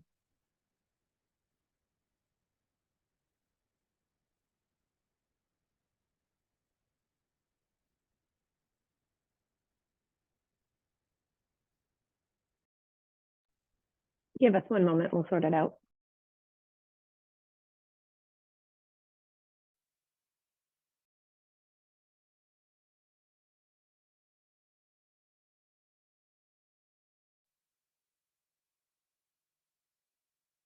The intensivist leads interdisciplinary rounds with the team. Overnight events are reviewed along with current assessment findings and any new lab and/or imaging results. The intensivist can also use the iAware application, which provides an alternate view of vital signs and their direct correlation to sedation, analgesic, inotropic, and vasopressor medication infusions. This replicates the paper critical care patient flow sheet trifold view. Rounds have identified the need for additional orders. The intensivist orders a urinalysis, CT of chest,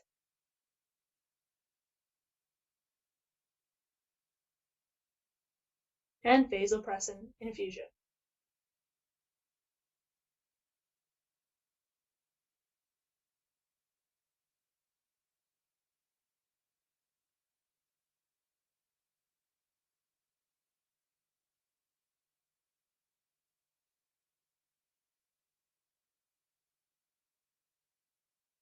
The signed orders can instantly be reviewed by the nurse via Care Compass.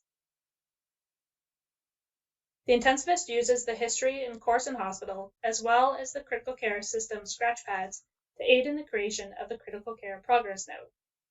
They enter the critical care review of systems auto text into the appropriate scratch pad to pull critical care nursing documentation.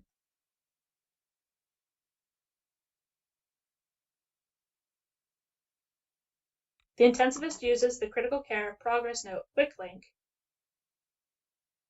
to use a template which helps to pull that nursing documentation into their note.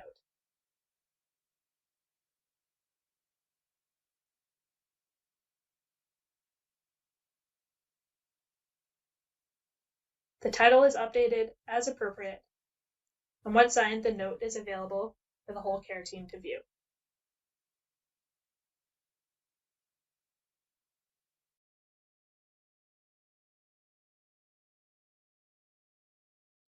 So the note type for that would actually be the CVU ICU progress note, not necessarily just the ICU note, but just the kind of ongoing care requirements or documentation works similarly and or the same.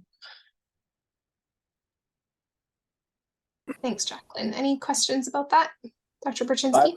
Yeah, I have a couple questions. Is the CVU nursing staff going to go to complete digital documentation of all their nursing notes? Yes, and I believe that's happening at the same time for them, like it is all the other critical care areas. Okay. One comment I would have targeting Mark and the anesthesia group is just trying to rework your documentation, your progress notes. So as a surgeon, I look at those notes to see your assessment of the patient.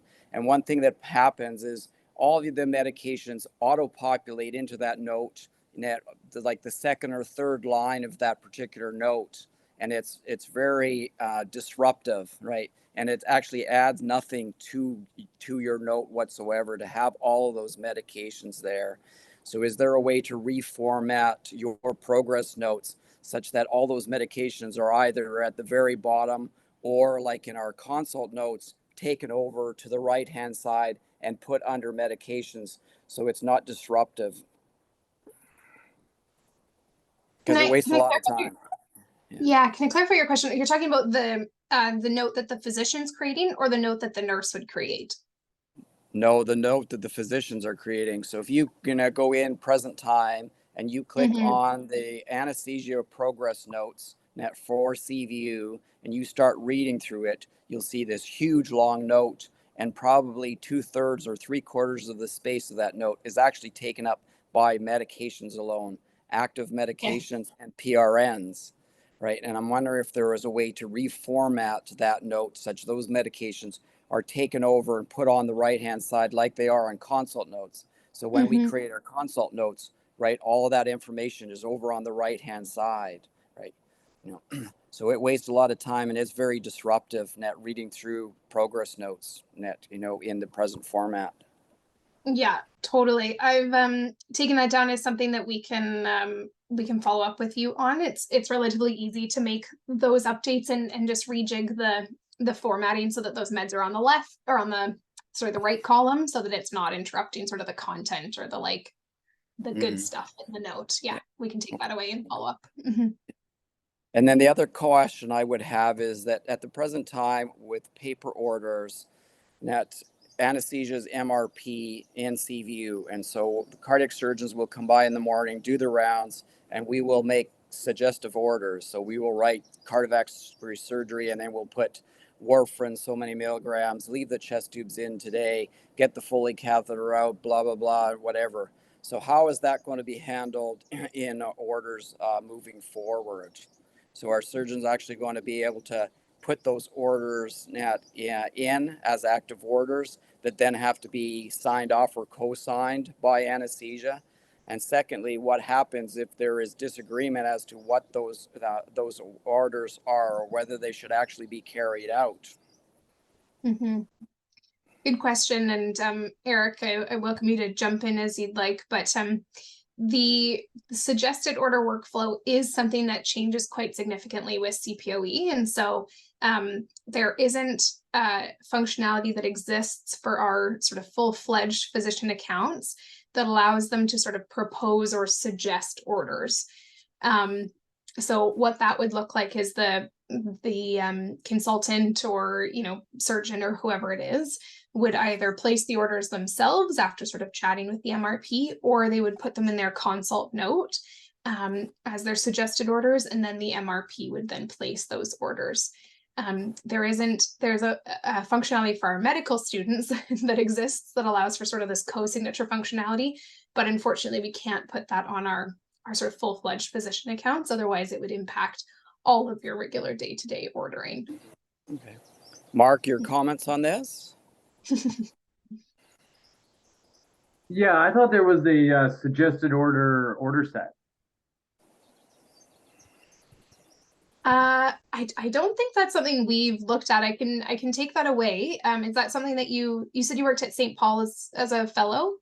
Yeah, I also have been using this since 2014 in London, and when a consulting service or whoever has orders to suggest, there is an order set that's just called suggested orders, and then it's usually totally blank, but then it's populated by the consulting service with their suggested orders, and then it kind of sits in a plan state until the MRP looks at it, and then oftentimes the MRP, and I think in most cases we would just look at it and say, yep, this looks good, and then the nurse would initiate that order set.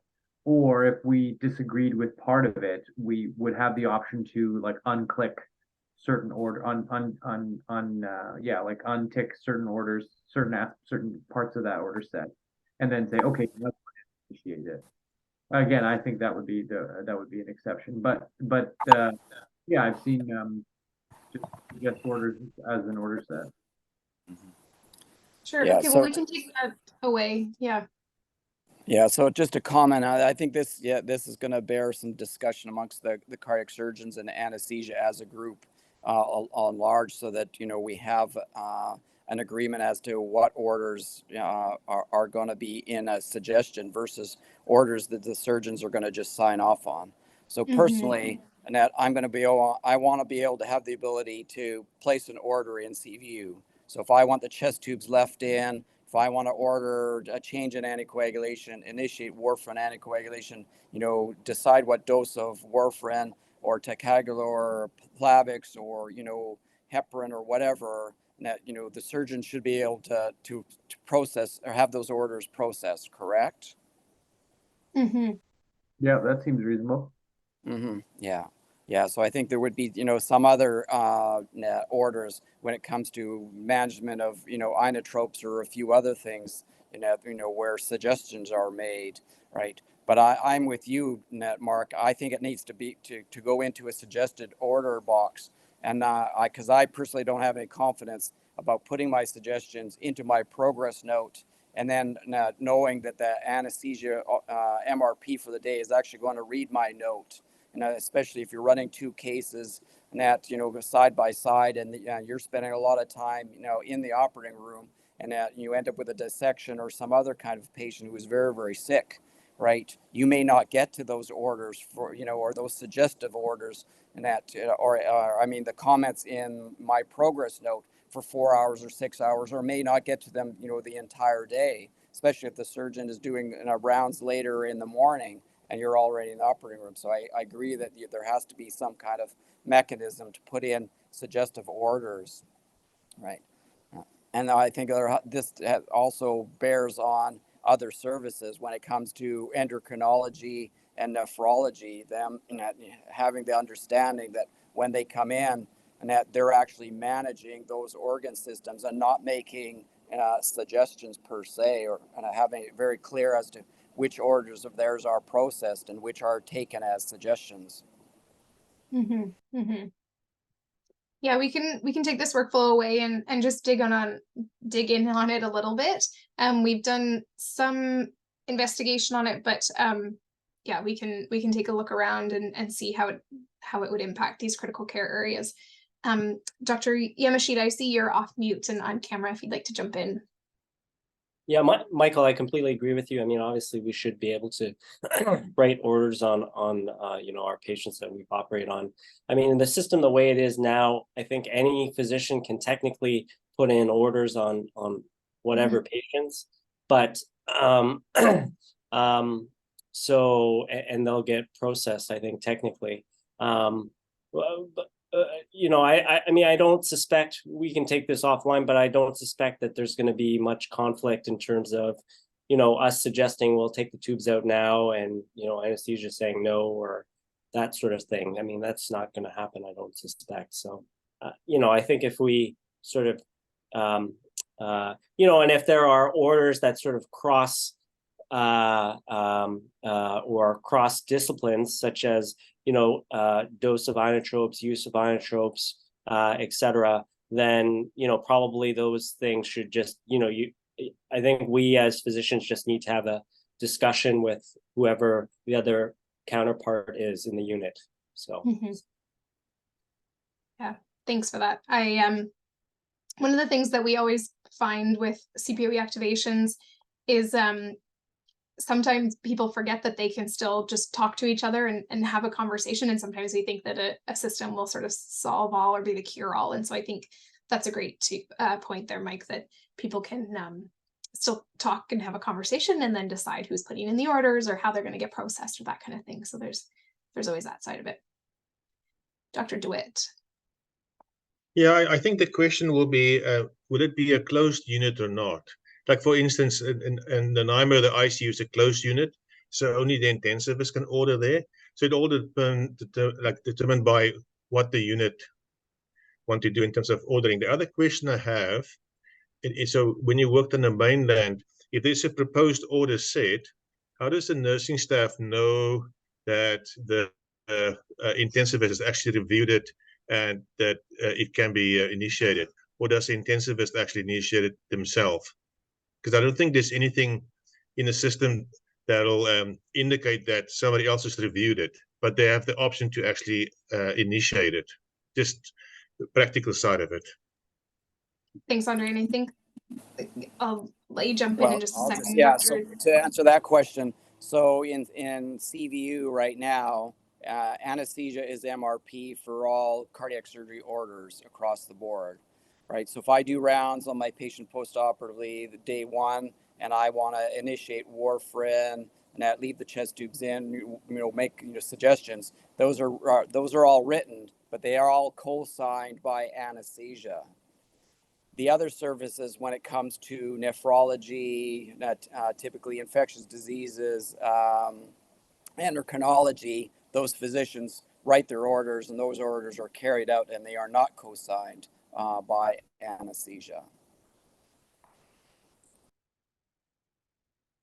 Thanks, Dr. Brzezinski. I think, Andre, to your question about the sort of the nursing side of it, I think that's why we need to really flesh out this workflow. I know from previous conversations with professional practice who sort of look after that nursing scope piece that they've been very clear about how order sets have to have very clear description and information about who and when an order set is meant to be initiated. And so I worry that with something like this suggested order set workflow, I wouldn't want to rely on the nurse to do that piece. It would have to be sort of the other physician that is sort of initiating it when they agree in it. But again, we can take this one offline and I think look at a few different use cases for it and understand how our colleagues on the mainland are using it and how it might work for our organization. Hey, why don't we jump into the next workflow here, team?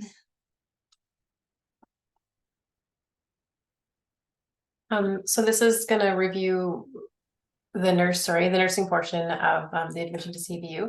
So they're going to get handover from the anesthesiologist, review their assessment and care in IVU, and review and initiate any orders that are within their scope.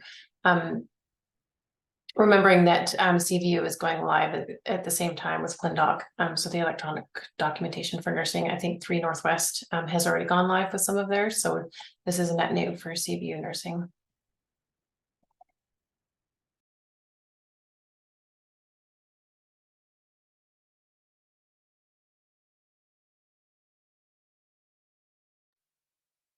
This demonstration will review how the CVU nurse can review the patient's chart prior to arrival, receive handover, complete and document admission documentation, and initiate post-op orders for this patient. The first step will be to enter the patient's chart using the search bar on the left-hand side. This can be done prior to the patient's arrival so the CVU nurse can prepare themselves for the patient they are receiving. You'll select the appropriate patient and the appropriate encounter and click OK. This allows you to enter the patient's chart prior to receiving handover so that you can navigate to pertinent information such as results, problem lists, documentation to be ready to have handover. The CVU nurse will receive a phone call from the OR when the patient is nearing the end of their procedure. In addition, the CVU nurses will have access to perioperative tracking board, which is an electronic OR slate that provides real-time updates of the patient's status in the OR so that they can better anticipate when the patient will arrive to them. Once the CVU nurse is ready for handover, they will navigate to patient summary and then on the critical care RN handoff page. This page can be compared to a Cardex that has an encompassing view of all of the patient's information. You can navigate through each component using the down arrow here.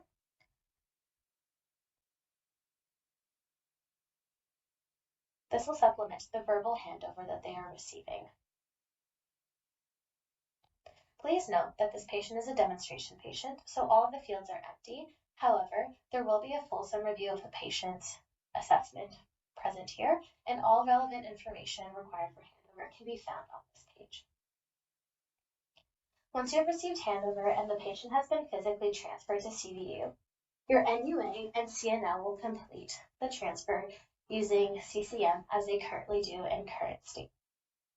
The next step will be to navigate to Care Compass in the top toolbar. Care Compass is the landing page for the CVU nurses. We will have a more fulsome review of Care Compass in our ongoing care video. However, to summarize, Care Compass can provide a list of all patients in the CVU, or you can create a custom list like we did here, entitled Jacqueline's Test List, where we have selected certain patients to be placed on here.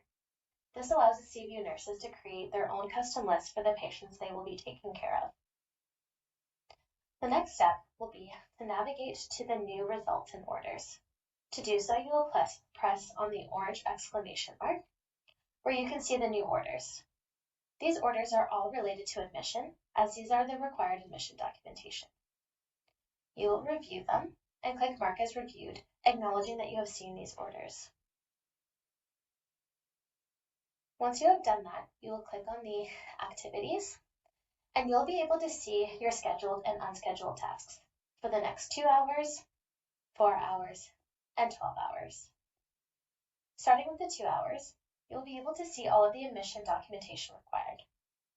You will click on the documentation and select Document.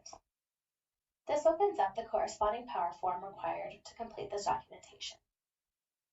Since this is a demonstration, I will go through the content quickly. However, as a CVU nurse receiving this patient, you will go through all of the power forms and complete all relevant documentation. Once I am happy with this form, I will click Sign Form. As you can see, it will now fall off my current tasks. I will continue to do so for all of the admission tasks. In a power form, you will notice that some fields are yellow. This means that they are mandatory. I would not be able to sign off on this documentation without filling out those required spaces. Some of these power forms may overlap with information already collected when they were on the 3rd floor prior to their OR. If this is the case, you can select the power form and you can document Not Done and enter that this information was collected elsewhere.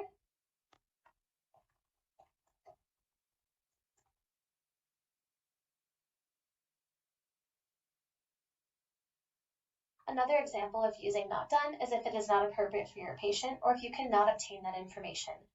For example, if they are too sedated or there's no family member to help answer some of those questions.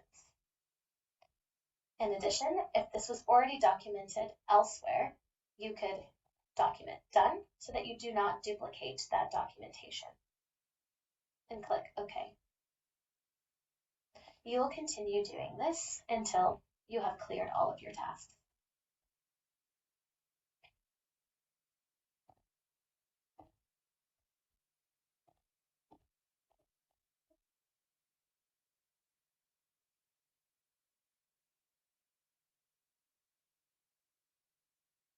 Now that we have cleared all of our tasks that we're due in the next 2 hours, you can review 4-hour mark and 12-hour mark.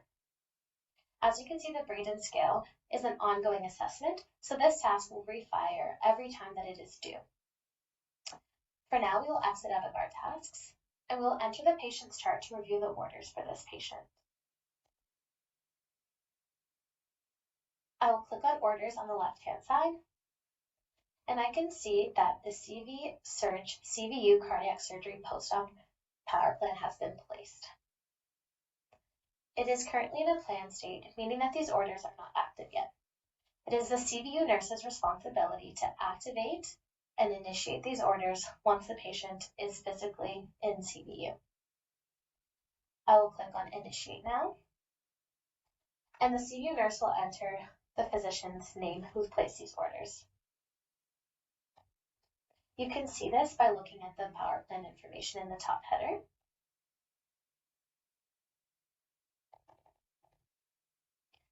In this example, it'll be a cardiologist who has placed this order. Cardiac surgery, my apologies. You will document no co-signature required since these orders have already been signed off by the provider, and click OK. There are some order sentences here that are requiring attention. Since this is a demonstration, I will click OK to move forward. However, in future state, if there are any orders needing clarification, you will have to reach out to the ordering provider to clarify those details. Once the orders are done loading, you'll have another opportunity to review before clicking Orders for Signature. This demonstrates all the orders that we are activating. Once I am satisfied, the CVU nurse will click Orders for Signature. And the CVU nurse will click Sign. Because we're in a demo, we can see that there are multiple orders for the same sample. I will click Remove for all the duplicate orders and click OK.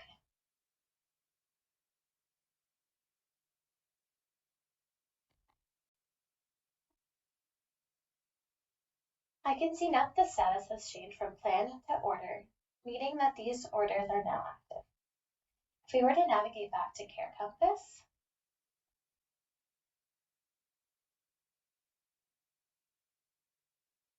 we will be able to see the updated orders.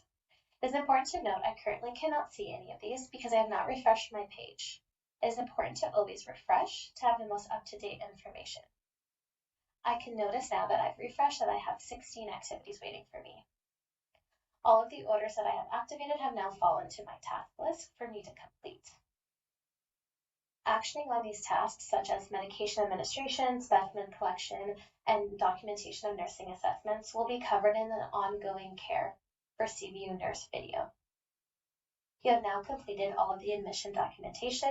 You have successfully activated the post-op orders and are ready to perform ongoing care for this patient. Before we get to ongoing care, sorry, I'm just going to jump in there. In the video, Madison demonstrated that it's a cardiac surgeon that was leaving the planned orders. That was a bit of a miss on our behalf. It would be the CVU cardiac anesthetist that would be leaving those, that she could be initiating on admission to CVU. Can I ask, why were there all those duplicate orders that had to be removed? That was just because during the video, it's hard when you initiate an order set and then try to remove it to just refilm it. It was just it's just kind of a logistic of making these videos. Okay, so that won't actually happen in practice then. I mean, some patients could happen, yeah, but it wouldn't be to that excess, no. Yeah, we do have some duplicate. So why would it be there at all? We have duplicate checking in place for things like duplicate diet orders or duplicate labs. Like if you were trying to order 2 CBCs for tomorrow morning, it would fire an alert to say, hey, you already have one. Do you want a second one? We have it in place for things like a diet order. You wouldn't want to have 2 of those. So those would fire in the real world. In this case, we were using a patient that had been used a few times, so it had lots of extra orders on it. And so unfortunately, that's what you were seeing there. But in the real world, it would only fire where it was appropriate to be acknowledging that you had that duplicate. But I still don't follow. You know, I would think that when you do a new set of orders, all prior orders should be eliminated. They shouldn't exist anymore. So why would there be any carryover? So are you saying that for inpatients that have 16 medications and a particular diet order and particular tests and all that sort of stuff, that's actually all going to populate into there, and somebody's going to have to go through there and say, no, this patient is now just arrived in CVU and we don't need this, and we don't need this, and we don't need this, and you need to remove all that stuff? Well, can I answer to that? Please go ahead, Andre. Thank you. It's a very sensitive topic, but you're 100% correct there.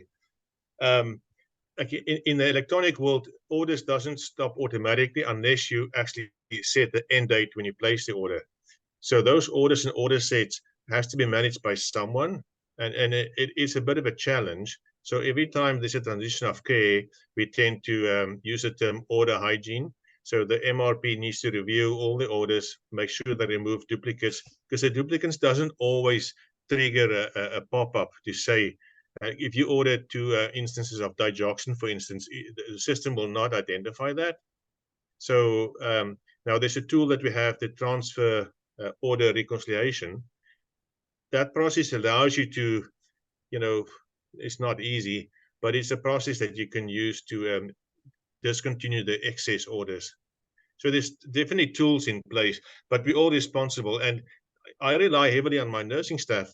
You know, it's going to have teamwork, because the nursing staff quite often will identify duplicate orders, especially like PRNs, because, you know, if the patients had a hospital stay for several months, there would have been like several order sets placed that may have duplicate orders, like for, say, analgesics. And so it's a complicated process, but we all have to do it. And it's just something we can't avoid in CPOE world.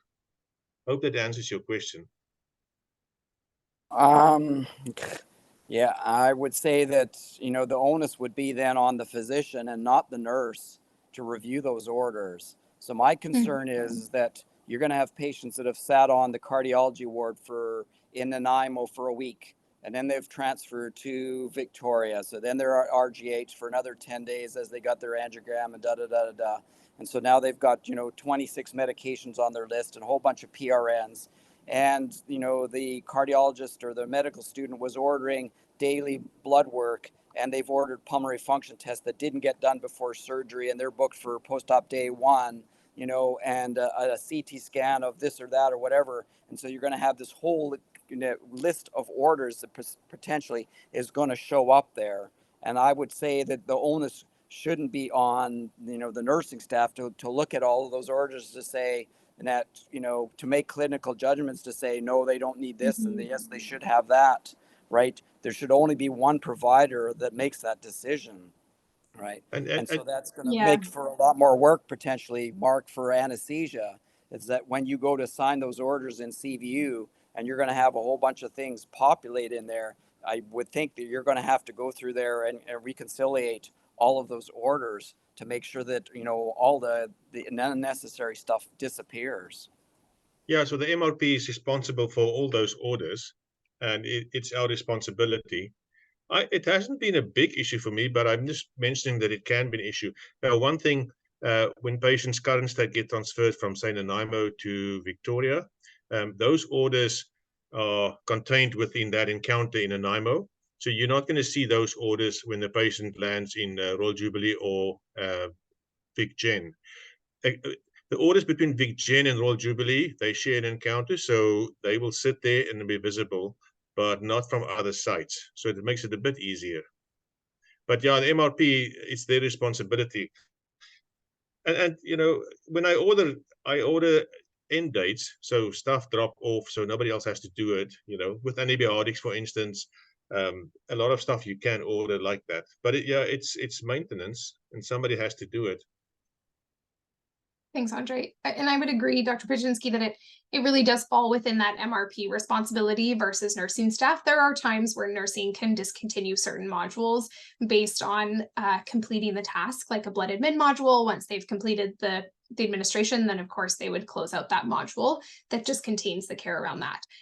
But a lot of times it does fall to that MRP to do that sort of orders cleanup. And what I would say is that electronically, it's a lot easier to read and understand what orders are currently active versus trying to flip through a paper chart and understand what's active and not. And so, and we have tools like our MedRec tools to sort of help with those pieces. And I see that Tara Kennedy from Medication Safety has just commented in the chat around completing a transfer reconciliation at each of those sort of transitions of care. And that really helps keep things sort of clean as people are moving between encounters or locations or sites. So that if we're all sort of doing our job of keeping things clean, it sort of makes it easy for everybody if we're all doing our part. So I just want to add to that, Mel, and then you can discontinue a whole order set. So it's not as tedious. If you discontinue the whole order set, it'll also discontinue all the medication orders and other orders within that order set. And in that process, it gives you a second look to give you the option to keep some of the orders in that order set. And we'll teach you all those tools. Yeah. Thanks, Andre. Jacqueline, go ahead. I was just gonna kind of add to what Tara said, that that the CVU anesthesiologist will be doing a admission medrec to CVU or transfer medrec there. So a lot of that previous ward stuff, if the patient had been on the ward for the 10 days, like you described, would get kind of cleaned up in that process as well. And that would be a time where you could discontinue order sets and then just kind of have a clean slate for entering the post-operative phase. Thanks, Jacqueline. Any other questions on that piece? Eric, please go ahead. Yes, sorry for maybe backing us up a tiny bit, but to maybe Michael's comment slash question to Mark around more workflow. I just kind of wonder, and I don't know the space, but I'm just wondering, as the MRP of a closed unit right now, does CVU anesthesia in some way or another go through this reconciliation on entry anyway, and that we're really just using an electronic platform to do that reconciliation more formally, perhaps with greater ease, perhaps not, arguably. But I'm wondering if in terms of just, current responsibilities and workflow, whether CVU anesthesia does this in the paper world. And I'm just pleading some ignorance around the workflow here, but I was a little bit, I was wondering whether or not, in fact, this represents a new step or just a new way of doing that same step that anesthesia has done all along. And interested what Mark might say to that. It's going to look like a new step for us, but I very much welcome it because personally, I have not used paper. This only after I've come to Victoria have I started having to place orders in a paper chart, and so I find it very frustrating having to go back to find out that there's an obscure hydromorphone order from 5 days ago that needs to be discontinued. Practically speaking, what happens right now is that when a patient comes from the OR, the only orders that the nurses are actually looking at are our admission orders. And so I think what happens is all the old orders are effectively discontinued. And then what will typically happen the following morning is that we will review home medications, and find things like, levothyroxine or eye drops, things like that need to be reordered.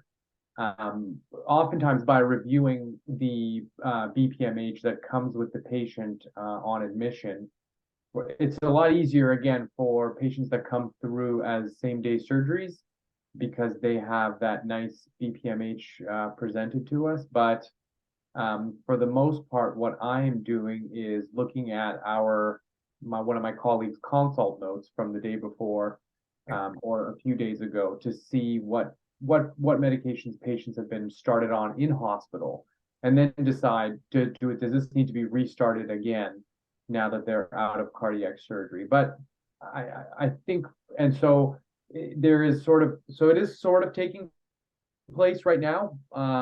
But again, I welcome the transfer medrec tool because that I find again is, like, just to reiterate what everyone else has said, helps to keep everybody involved in this sort of stewardship of the patient's MAR.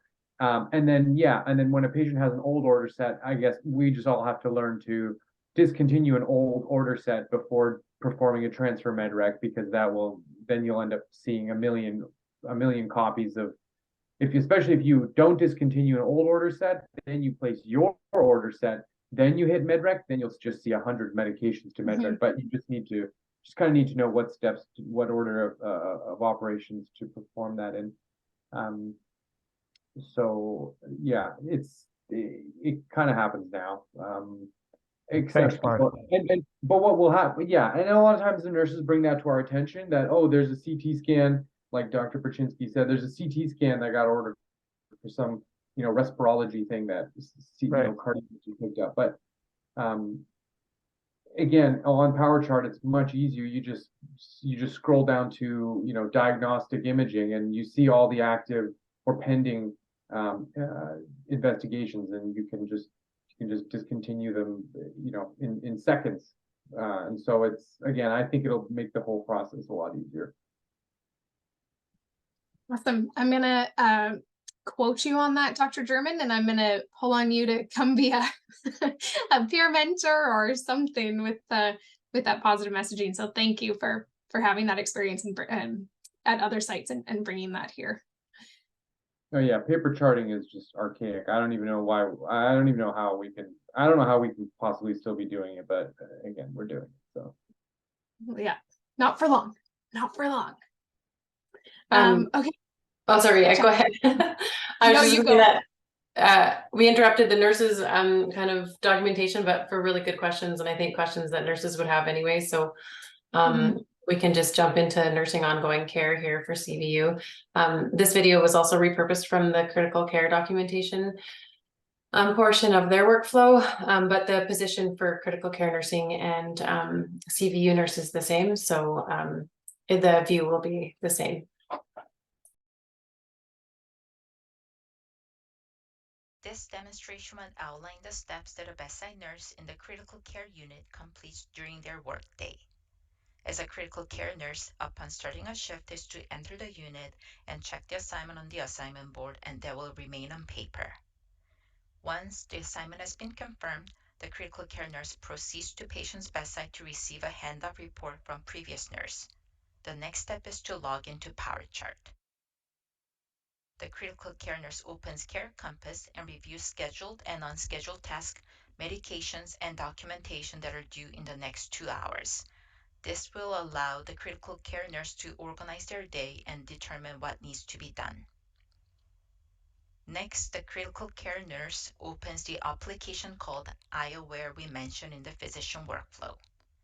iAware provides an alternative view of vital signs and their direct correlation to sedation, analgesic, inotropic, and vasopressor medication infusions within 24 hours. This replicates the paper critical care patient flow sheet trifold view.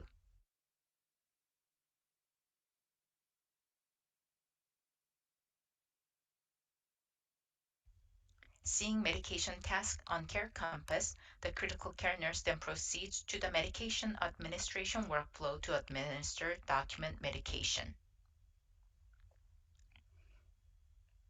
There, they'll review the initiated intensivist orders and navigate to Medication Administration Record, or MAR. The MAR is considered the source of truth for all medication-related workflow.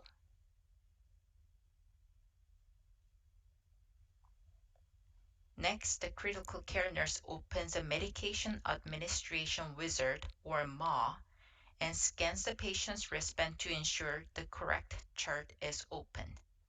The nurse scans and reviews the correct barcoded medication, then administers the medication to the patient,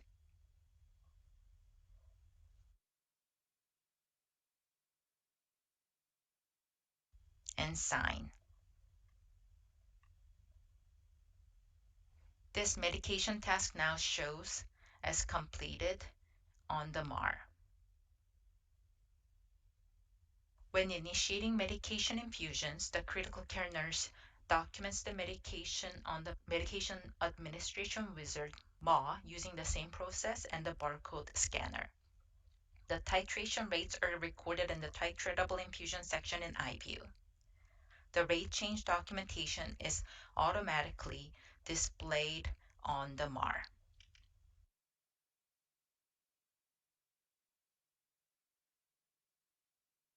After completing patient assessment, it is time for documentation. Interactive View and INO, this view presents the future state nursing documentation organized into different sections and bands. There's Critical Care Quick View band, where they can find frequently documented items such as vital signs and IV drips. They can enter vital signs manually or associate them with a monitor, selecting the appropriate one from the list and click Associate. In-depth nursing documentation will be covered extensively in the future education's assets.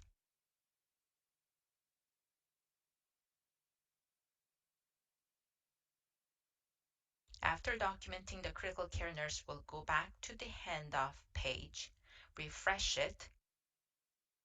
Vital signs, assessments, and any documented information appear on the workflow page.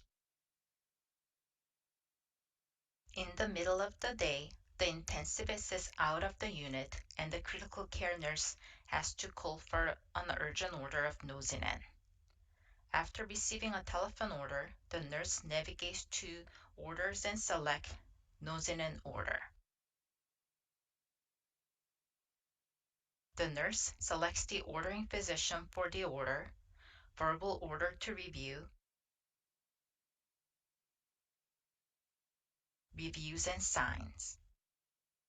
And this sends a message to the intensivist to review and sign within 24 hours.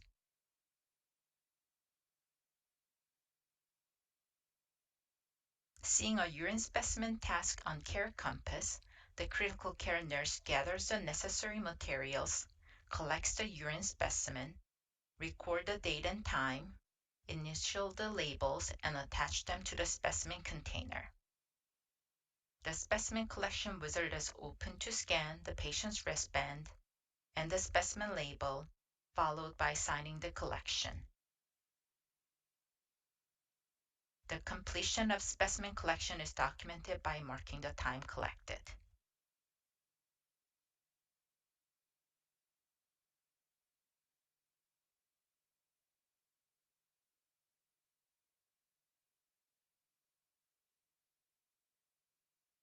Throughout the day, the critical care nurse continues to complete their documentation in iView, reviewing Care Compass for new orders, results, and outstanding tasks. At the end of the shift, the critical care nurse utilized the iView to conduct their final assessment summary of significant events that took place throughout the day. One crucial component is informal team communication, which replaces sticky notes for conveying information to the team members. To conclude the shift, the nurse returns to the handoff tool and eyewear to share the relevant information with the incoming nurse.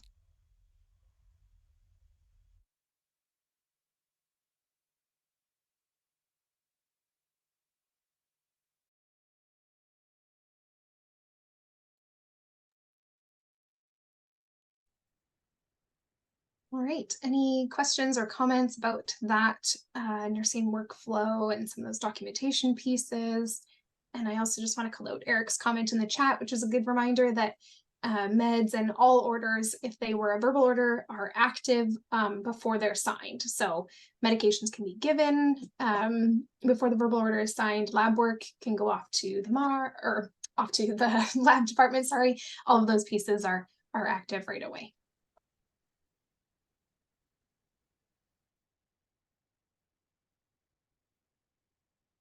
It looks like no questions from Erin and her group. Okay, I think we can go to the next workflow.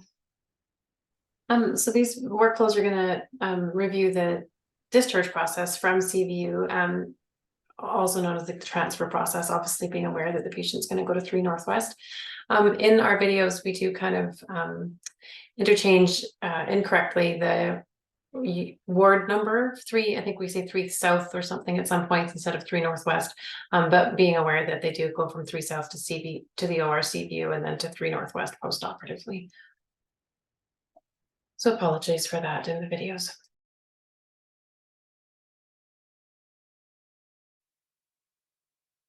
This demonstration will review how the cardiac anesthetist completes a transfer order, a transfer med reconciliation, and documents a transfer note prior to the patient transferring to the 3rd floor.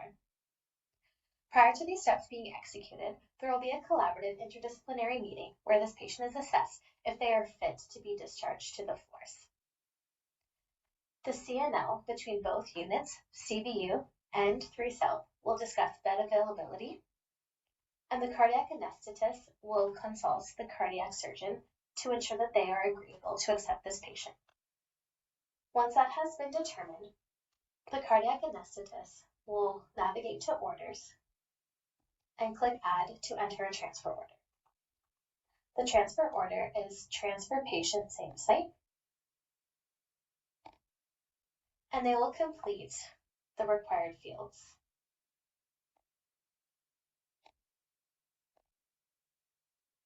In the order entry, they'll put the location as a surgical unit. The service will be cardiac surgery, and they will enter the appropriate MRP and admitting physician information. They can enter any bed attributes, which there will be none for this example, and they can add even more specific instructions if required.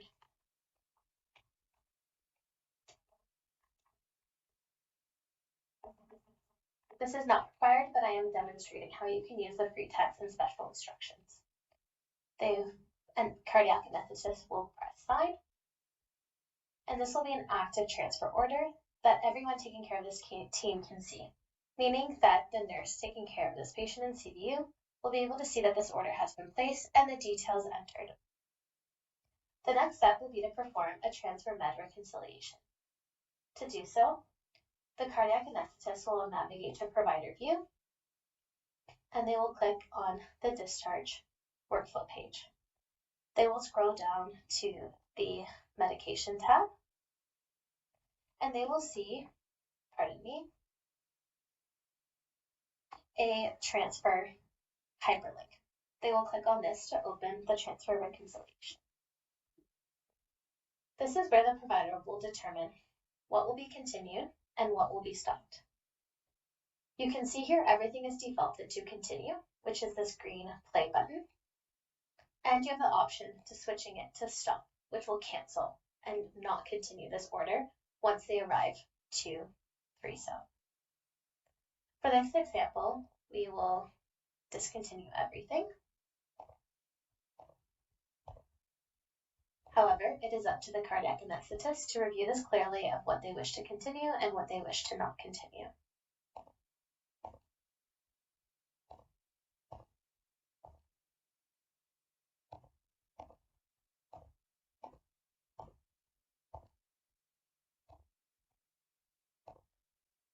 For the continuous infusions and other types of orders, for the sake of this demonstration, we will leave them defaulted to continue. The cardiac anesthetist will click sign.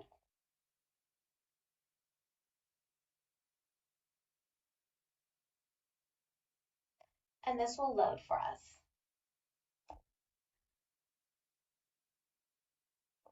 We will refresh the page.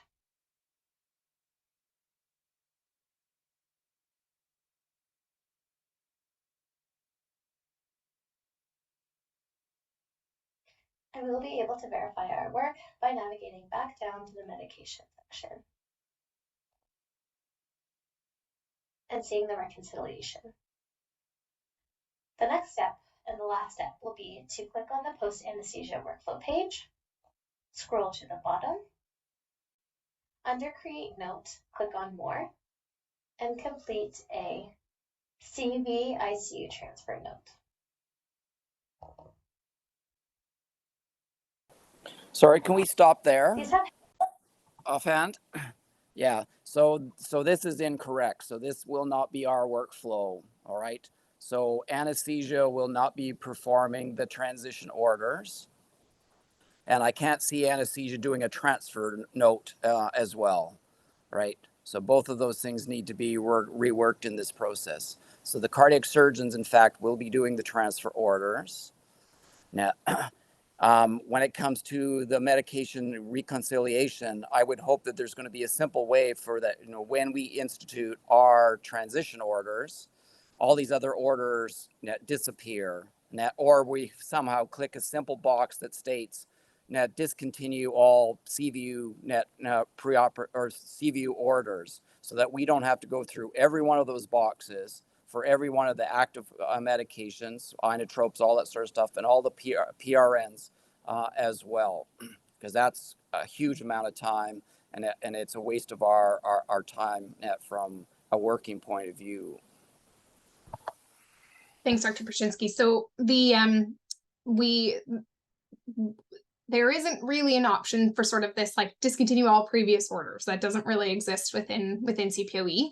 We do have options, sort of like Andre alluded to earlier, where you can discontinue entire order sets sort of as different steps. And so I think that's something that you could do before you get into that transfer window, and that would make that screen quite a bit easier and not require you to go through all of those clicks. In terms of who would do this transfer rec, can I just clarify around that? So are you thinking that it would be the cardiac surgeons because they then take over MRP when the patient gets to the other unit, or is it because they're kind of ascending, or? Yeah, correct. Yeah, so these orders are going to be written by the cardiac surgeons. I do not foresee anesthesia doing this. In the rare occasion whereby the cardiac surgeon is in the OR with a dissection, is going to be tied up for 10 hours, and that patient and it needs to transfer to the ward Mhm. because the bed is available, so because of patient flow among CVU, there may be a situation whereby an anesthetist would go in and actually do the transfer orders just to expedite the transfer to the patient to 3 Northwest. But 99.9% of the time, it will be at the cardiac surgeons who actually do the transfer orders. That receiving MRP.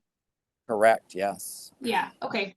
That does align with some of our other transfer workflows. I think in the critical care setting, like in our true ICU, the workflow that we have there is that the intensivist does a transfer medrec as well as the receiving MRP. And so I think maybe that's where we were sort of going with this, is that the anesthesiologist would do it sort of as the sending, and then the receiving would also do their reconciliation. But I hear what you're saying, in that it makes more sense for that MRP to do it as the receiving physician, and then the anesthesiologist sort of be the backup if that surgeon was preoccupied and the bed was needed or whatever. So we can take that back and just rejig this workflow a little bit for that process. Yeah, for sure. You know, and I don't know how, Mark, you'll have to comment on this, as how practical it is for you to actually go and then sign off that the patient is actually ready for transfer. I guess, I mean, that's simple enough to do that, but for you guys to then actually have to put in that the patient needs to go to 3 Northwest and they need a special bed and the MRP should be Perchinsky, right? And the patient is now good to transfer, you know, is that not something that can't be done by nursing staff rather than anesthesia, or does it have to be done by an MD when it comes to moving patients from one unit to another? You need the order to say that they're transferred, so that part needs to be either performed as a verbal order, and I'm not even sure if nursing has that in there, but it would either need to be a verbal order or performed by a physician. Yes. Okay. Yeah. And so then when it comes to the standing CVO order protocols, you know, I would hope that when it comes to medication reconciliation, that we should be able to go and just click on one button that says, get rid of that, you know, the CVU hemodynamic order set, you know, all the medications that are in there, that because at the moment, and so this is something that also needs to be worked on, is, you know, at the moment, you know, you have two different order sets in CVU, right? You have the patient care order sets, and then you have the hemodynamic one. Quite frankly, I think it would be simpler just to have one set of orders and not two different sets of orders. And so if there's only one set of orders that covers all of those medications, then should be a simple process that the surgeon should be able to click on that one button that gets rid of every one of those orders there, you know, and then we start clean. The caveat to that, however, is patients, you know, certain home medications that are already been ordered, you know, whether it's glaucoma eye drops, whether they've got endocarditis and they're on antibiotics, you know, things like that. You know, so you've got a few of those home medications that you would want the ability to carry on, but all the other standing orders, I think those should be gone. Yeah, and that's the right sort of piece that you're picking up there, Dr. Perchinsky, and sort of plays into this idea that you don't want to do this sort of like wipe the slate clean and restart. You know, you would want to keep an antibiotic regime going, right? And keep, if it was ordered for 7 days, you wouldn't want to stop halfway through and then try and figure out how many days you have left, and only order it for that. So there is an ability to sort of clear entire order sets. And so I think that would be the workflow as you receive these patients out into the floor, that you're sort of clearing those CBU order sets, getting them out of the way, and reviewing them for any orders you might keep, like an antibiotic and like those home medications that are contained outside of our order sets. Those would continue on. Maybe a most order, you know, maybe you don't want to have to replace that, so you would keep that going for continuity's sake. But yeah, there are ways that you can sort of clear in bulk, but also treading lightly, that you don't want to wipe everything clean, because then you also introduce a whole nother complexity of sort of starting and stopping meds and errors in that, and trying to see when the last dose was given and those kinds of pieces. So there's a bit of nuance to it. Yeah. Okay. But on that topic of the most, it would be my understanding that the most would not change, right? That there would not have to be another order for most, on No. the transfer orders, correct? That's right. So it wouldn't be something you would want to wipe out in those pre-op orders. You would want to keep that because you would want to keep the order in the name of whoever initially had that conversation to designate the person as C2. So you wouldn't want to wipe that one out. You would keep that order, but maybe you clear everything else out of that order set. And then you can carry on with your order sets without having to add an additional most order. That makes sense. Dr. Germany, you're off mute. Go ahead. Yeah, is the most order a part of the is the most order? Does the most order have its own order set? No, it's a single order that's part of, that we typically build into order sets, into like admission order sets, and I think we have it in some of our pre-op order sets. Yeah. So yeah, you guys are all saying the things that I was expecting. As long as I think it's important for us to remember to order that to order things like home meds outside of an order set. As long as they're outside of an order set, something like their home whatever puffer. If as long as it's outside of an order set, when the CVU admission order set gets discontinued, the puffer won't be like kind of like an innocent bystander of that discontinuation. But I wonder if it's more practical for the most order, because we're expecting these patients to at least have one transition of care, to put the most order, because then it is going to get well, I guess you can choose to keep it when you go to discontinue the order set, so that's fine. Yeah, I agree that, and Puya and I mean, Puya we're talking about this from an APS standpoint. I think that the accepting MRP should be doing the MedRec. Even I know it's not what ICU has planned for their patients, but as the accepting physician, you're going to get calls about their ongoing, medication orders. And so if I, as a CVU anesthesiologist, it's a little more, it's a lot smoother in this cardiac surgery patient world, but if I, as the ICU person, do the MedRec and I leave something on there that either doesn't make sense, or it's not something that the surgeon wanted on board, then they're going to get a call about it. And that having the accepting MRP perform the MedRec just saves them that phone call. So I think that's good. That's probably the right thing for us to do. I guess I have a question, and that's when we place the order that says transfer to ward, which basically tells the nurse and everyone else involved that this patient has been like medically cleared to be transferred to the ward. Can the nurse now, for example, here's what I'm imagining as workflow. The surgeon, a surgeon who's operating that day comes by at like 7:30 in the morning, also feels that this patient is good for the ward. They put their orders in a plan state.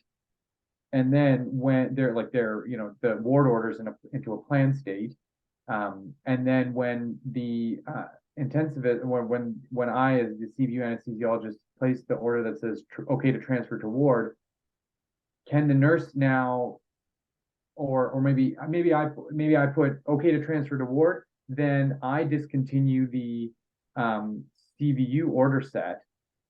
For example, let's say it's 10:30, 11 a.m. rolls around, it's time for the patient to go to the ward, but Dr. Paczynski's operating.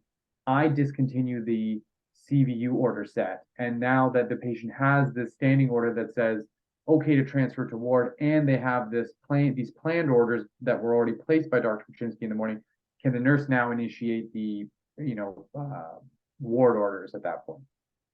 And then I guess the MedRec, then that just leaves the MedRec, and then I guess that would probably have to be sort of something we do on a patient-to-patient basis. Mel, can I comment? Sure, go ahead. I've seen in some other sites, not in Nanaimo, because you can do the transfer order reconciliation and leave it in a planned state. Okay. And so the sending physician will leave it in a planned state after they've discontinued the unnecessary order sets. leave it in a plan state after that, like you mentioned earlier, and then the receiving MRP can then just sign for it. It leaves the orders in the name of the ordering provider, but at least it's both parties are now involved because somebody's suggesting this and somebody else is accepting it, leaving them the option to change it if they want to. I've seen that, but it's something that you can just look at and see if it'll work in your situation. The question I ask is how, in real time, how is this going to work? So if I come in at 7:30 in the morning and I see my patient and that patient is ready to go to the ward, in my opinion, and I do my transfer orders, and then I go to the OR and I'm doing an 8-hour case, and that patient goes at 10 o'clock in the morning, who is going to sign off on those orders then? In my mind, there should be an ability for me to sign those orders completely, all the medications reconciled and stuff like that. So there is one set of orders all ready to go, such that when that patient moves from CVU to 3 Northwest at 10 o'clock in the morning, that patient arrives on the ward, those orders are initiated. And I don't have to go online and digitally click a box to initiate orders. Now, this is something that has to work in our service, right? Yeah. I can't see us me doing a set of orders and then Mark, you looking through those orders and trying to do some reconciliation and then clicking off on the box, right, such that those orders are instituted. There has to be a practical way for this to work, right, as I've described.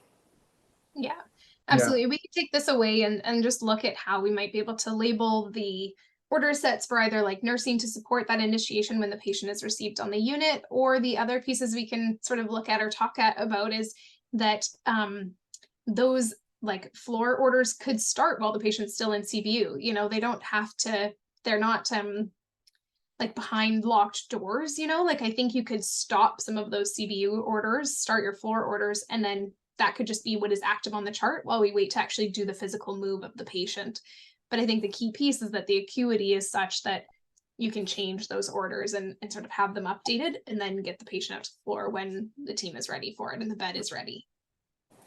Yeah, we've tried to do this and we've actually got away from doing that right now, such that, we've actually put completed transitions orders in the chart, under a separate tab.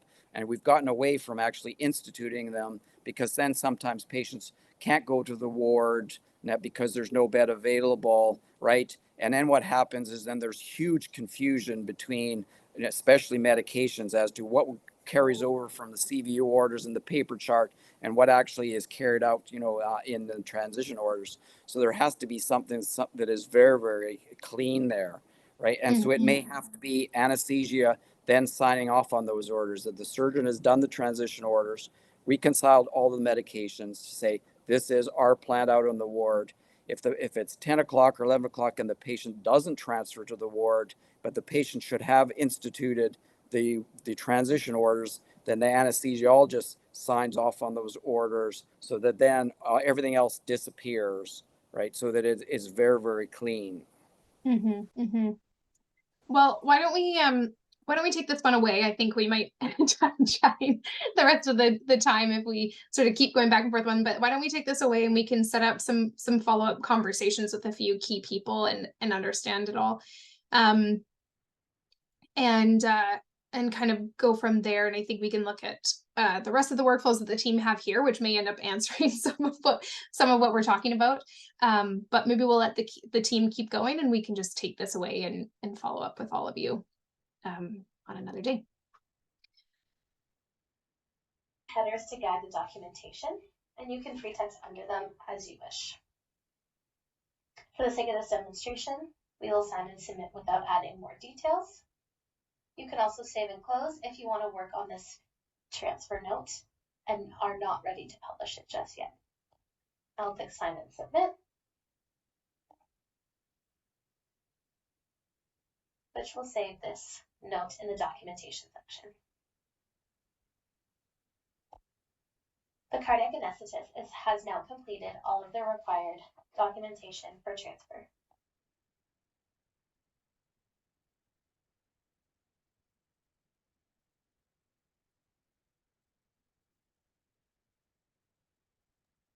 So the next video was just going to kind of show what we thought the cardiac surgeon was going to do. Obviously, that looks a little different after this discussion. So my apologies about that, but we can either skip the video or show it and then move on to the nursing, whichever. I would think we skip it there at this point here, right? Because that's not what's going to happen in on our service. So unless it really adds anything to the for further discussion. It's just kind of a quick what that extra role would look like, kind of with the dueling MRP situation in CVU. So we can just skip it then. Sure, let's we can skip over that and we can just go to the nursing, and then we can book a follow-up conversation around this sort of double MRP, transition out to the unit, workflow. Thanks, Jacqueline.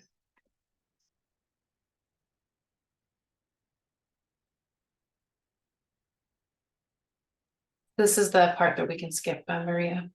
Yeah, just so this is just kind of reviewing. I'm not sure if Dawn is here today. My apologies, she's been off. So they're gonna just kind of review the NUA's roles and responsibilities for CVU. They still play a big portion in the workflow, and we didn't kind of want to exclude them. So they just but they review the transfer order, kind of follow along on CCM and liaise with the CNLs of both units regarding kind of access and flow.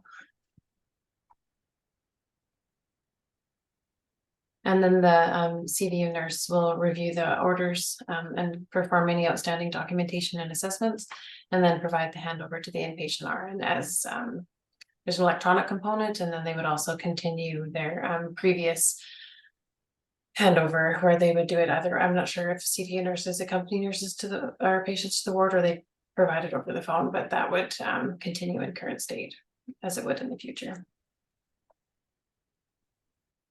This demonstration will review the steps for the CVU nurse prior to patient transfer.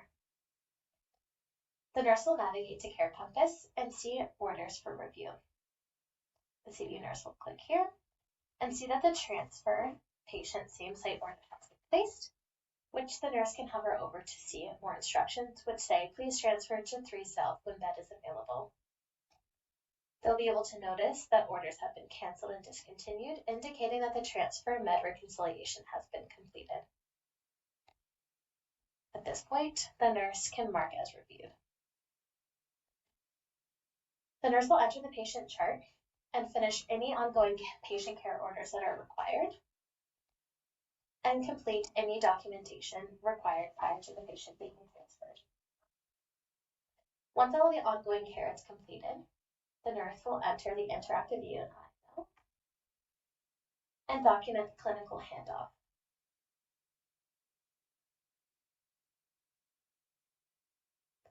To do so, the nurse will navigate to the bottom of the critical care quick view and click on handoff communication.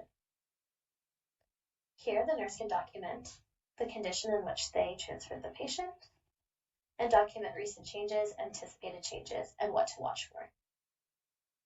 In addition, the nurse can navigate to patient transfer and transport and document the report that they gave, who they gave it to, the transfer from and transfer to columns, as well as any other relevant information. Once the nurse has completed this, they can click on the green check mark. At this point, once the patient is ready to be transported, the NUA will review the transfer sim site order in CCM and follow the current transfer CCM workflow. They will also arrange any transportation required to physically transport that patient from CVU to the 3rd floor.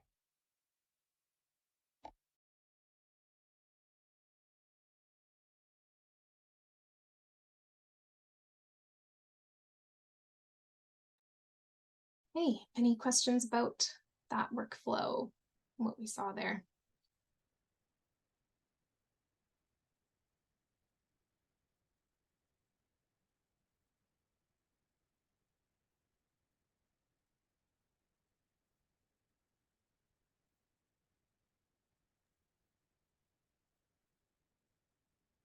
I think Frankie has come back, so I think she's able to speak to these. Just in the nick of time. Yeah, it was perfect timing. I'll let you jump in there. Yeah, so once the patient arrives to 3 Northwest, the nurse there will review orders and initiate the post-op transition order set. And the nursing documentation continues as is currently being done in iView and in the ClinDoc format.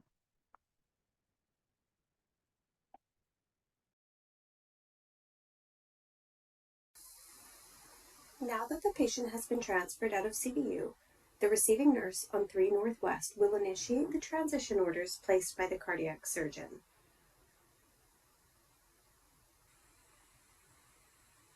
And completes any order sentences that are not yet complete. The nurse clicks Orders for Signature and Sign, and then refreshes the page to view active orders.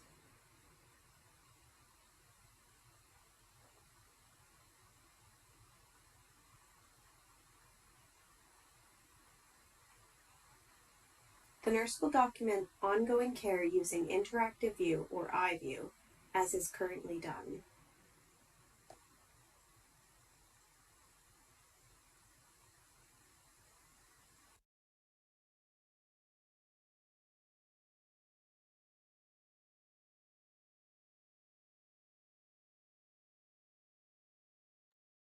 All right, any questions or comments about that piece there? I just have a comment, Mel, in that Dr. Perchinsky, I don't know if you noticed there, but that order set was in a planned state.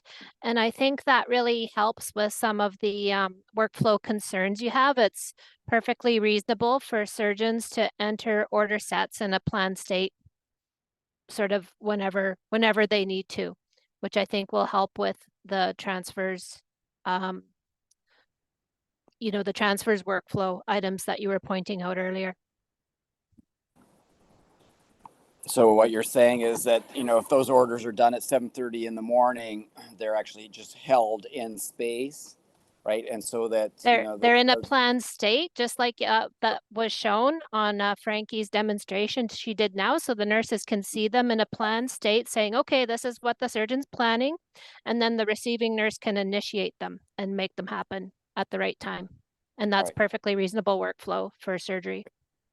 But then they still have to be officially signed off then, is that correct? No, you've already signed them and said, okay. I want these orders to happen. I'm planning them. Yeah. And then the receiving nurse can initiate them and say, okay, thanks. There they are. Off we go. Yeah. But we still have some, the meds rec dance thing to sort out. I'm not saying that 100% answers all of your questions, but I think that really helps you with the workflow that you want. Yeah, there just has to be that clean break between what is happening in CVU and what happens when the patient goes out to the ward. And right? you've done beautiful order set design, so I definitely know we can get there with you and your planned orders, and making it work. Yeah, I know in the chat there are the comments about our nurse practitioners being part of this, and so they do try to do medication reconciliation, but there still has to be somebody to sign off on the orders, right?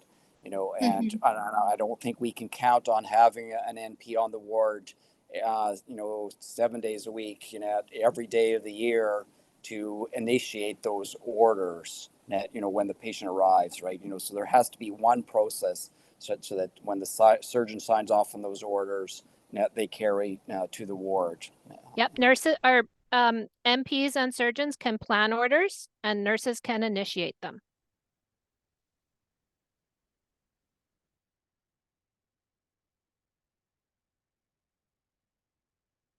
Thanks, Mona. Sam, go ahead and just introduce yourself for the group so everyone knows who you are. Oh, hi, my name is Samantha Stockend. I am the practice consultant from Professional Practice for iHealth. I'm one of 3. There's 3 of us. And while I am not disagreeing with Mona's statement, I just want to be cognizant and very careful about when we're using the planned order workflow where nursing is expected to initiate them. It needs to be incredibly clear for nurses who, what, and when.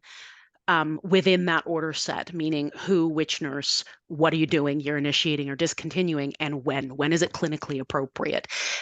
They won't be able to apply a level of clinical judgment that the providers have to know when that needs to happen if explicit direction isn't provided. And by who, Sam, you mean post-op ward cardiac surgery nurse, like, you know, that kind of a broad statement as opposed I'm not saying Jane. Yeah, I'm not expecting them to name someone. Yeah, I and just there's mean opportunity in our order sets to have those kinds of headings and statements within them per se to make it more clear, right? Hi, this is Coco, one of the NP in cardiac surgery.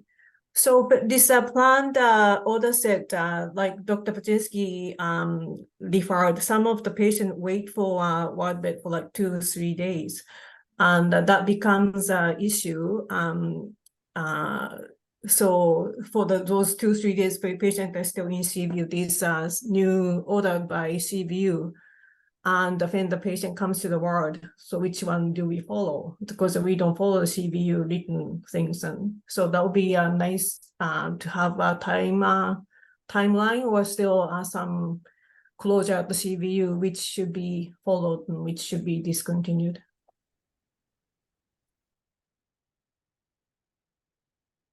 Yeah, that's a good question, Dr. German. Go ahead, if you. Yeah, it seems reasonable to me that if a patient is cleared for the ward and just waiting for a bed, that their transfer orders become active in the CVU, and so that way, it's in the cardiac surgery world. I think the when question is pretty straightforward, and that's when, you know, as a group, we've decided this person is ward ready. They will get their ward orders on the same day, and so that order set won't be like 3 days stale, as long as it's, you know, that order set won't be like stale. You know, and we could facilitate that by initiating it, even if they're just waiting for a bed. I don't know. There may be other powers that be that say, you know, we can't have ward orders active while the patient is in the unit, but I think that's I don't necessarily agree with that myself. I think, Mark, you know, those orders have to be instituted. So I think as soon as the patient is ready to transfer to the ward, then all the CVU orders should disappear.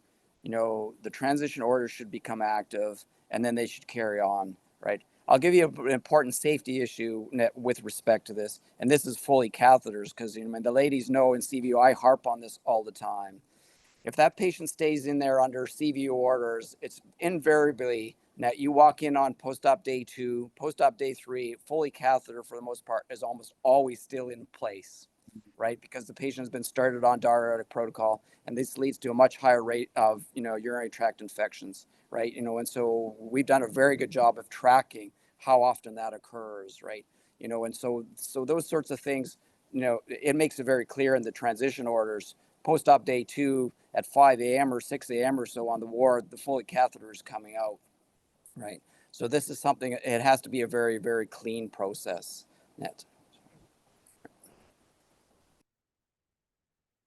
Thank you. Jacqueline, go ahead. I was just going to say that for the transfer videos, or like kind of like the workflow we were kind of referencing to in this process, was just kind of like ideal state where they were ready and they had a bed. But obviously, yeah, in our current state of our hospitals, access and flow are major issues, and patients stay in critical care areas, and sometimes actually maybe not in CVU, but in other ICUs are actually discharged from those units now as well. So I know that is a workflow that we're kind of, it's kind of on a spectrum, I suppose. And so, yeah, that would be something that would need to be worked out, but just kind of bigger conversation. But for this demonstration, it was just kind of meant to be ideal state that the patient was ready, received a bed, and it all happened like we dream. Thanks, Jacqueline. Good call out. I think we always develop workflows with like the ideal state in mind, and then just need to figure out the nuances that can occur in a workflow and make sure we have those pieces in place. So we'll take all this away and really get clear on that, and then can run it through this group again once we've got some of those pieces cleared up. And around some of the NP pieces, I have to admit, I'm quite unfamiliar with like the scope and role of an NP in somewhere like this. Like my understanding and knowledge of NPs really comes from like primary care. So we'll also take that away and really look at like how you're supporting these teams and making sure that we have something built within Cerner that to provide you the access that you have that matches the scope that you also have. So we'll circle back with you both on that. Okay, Jacqueline, let's keep going. This is going to be for Nikki. Yeah. So sorry, when the patient is ready for discharge, the provider places the discharge order and completes the discharge medication reconciliation and documents a discharge summary. And I just want to call out that for the purposes of the demonstration, we're demonstrating a discharge summary within PowerChart. However, if it's actually done in CVI source, then it would continue in that format. Discharged, the surgeon will complete a discharge meds rec and a discharge summary note. The discharge meds rec gives direction for medications to be continued at home. It also provides the surgeon the option to acknowledge home medications that are managed by another care provider, such as the GP. The discharge summary is a templated note in PowerChart and can pull in documentation completed elsewhere in the chart, making documentation more efficient. This patient has portal access, so the surgeon can choose Discharge Summary to Portal.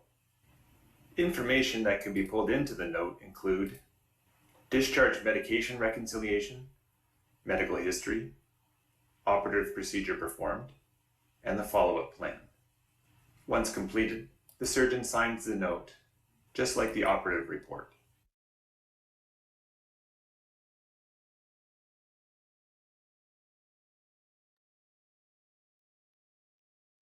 Hey, any questions about that? Any feedback or thoughts? Actually, I have a question about the medication and us still writing prescriptions.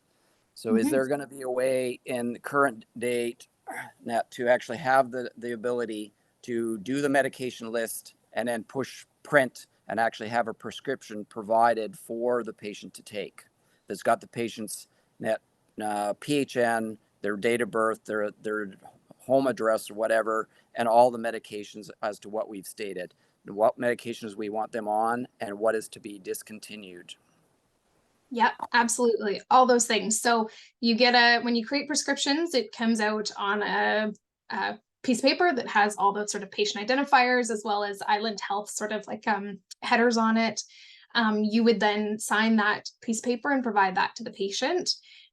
If you had ordered any medications that were a controlled substance, so needed like that duplicate, those would print automatically onto a controlled substance like duplicate printout that you would also give to one to the patient and one in the chart.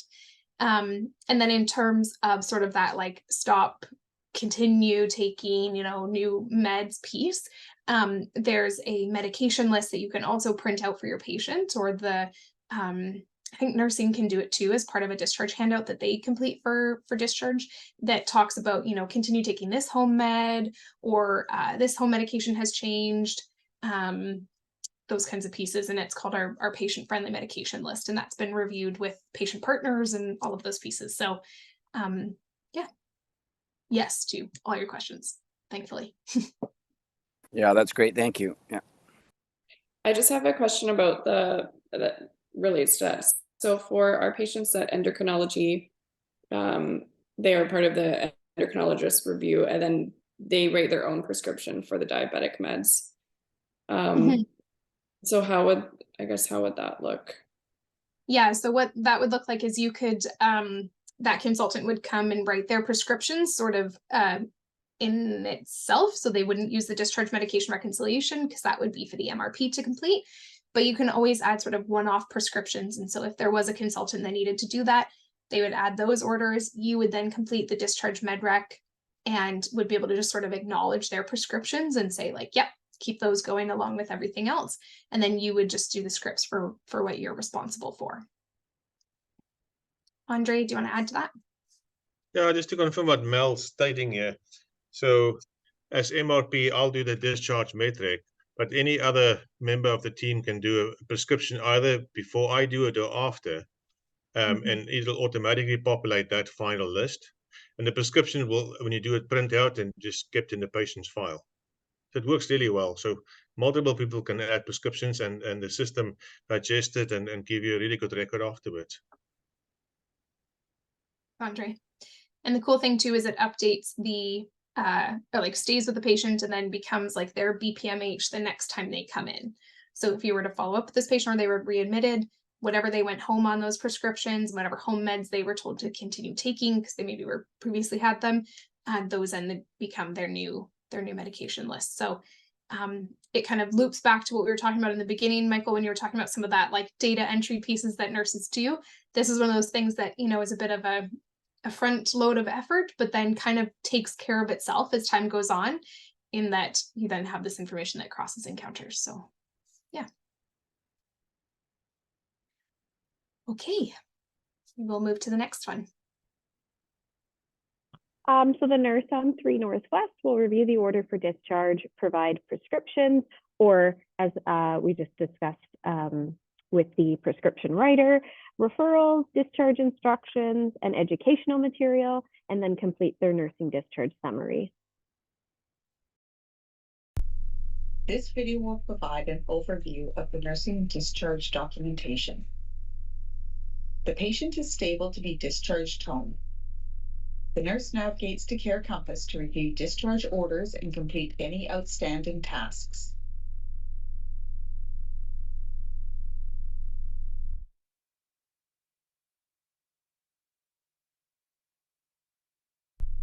The nurse opens the patient's chart to review and complete any outstanding orders from the orders profile.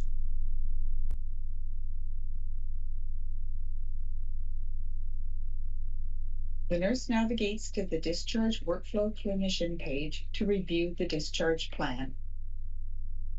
The nurse provides discharge instruction and educational materials to the patient.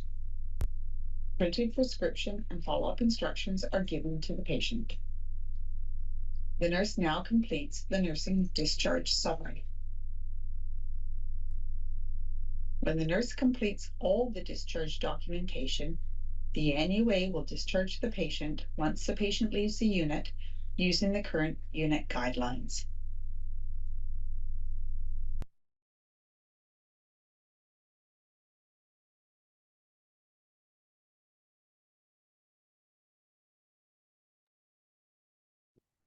Okay, any questions about that nursing discharge workflow?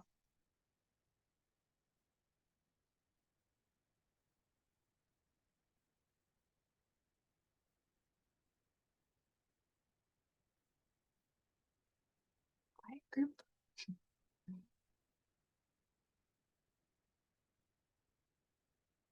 Okay, I think that takes us to the end. So, Maria, I'll have you go to the next slide for me. And one more, please. So what the team has sort of been doing in the background is we've had a few people taking some notes, as well as a few of us compiling some highlights.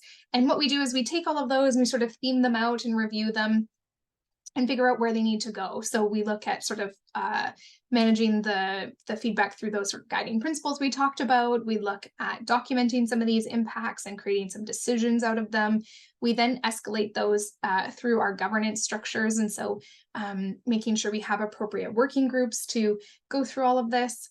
And then things that are sort of in our parking lot, we look at appropriate ways to follow up on those too. So what I'm going to do is share my screen here, and we will walk through some of the highlights of the notes we took today, and then look to close up after that. So I'll share my screen.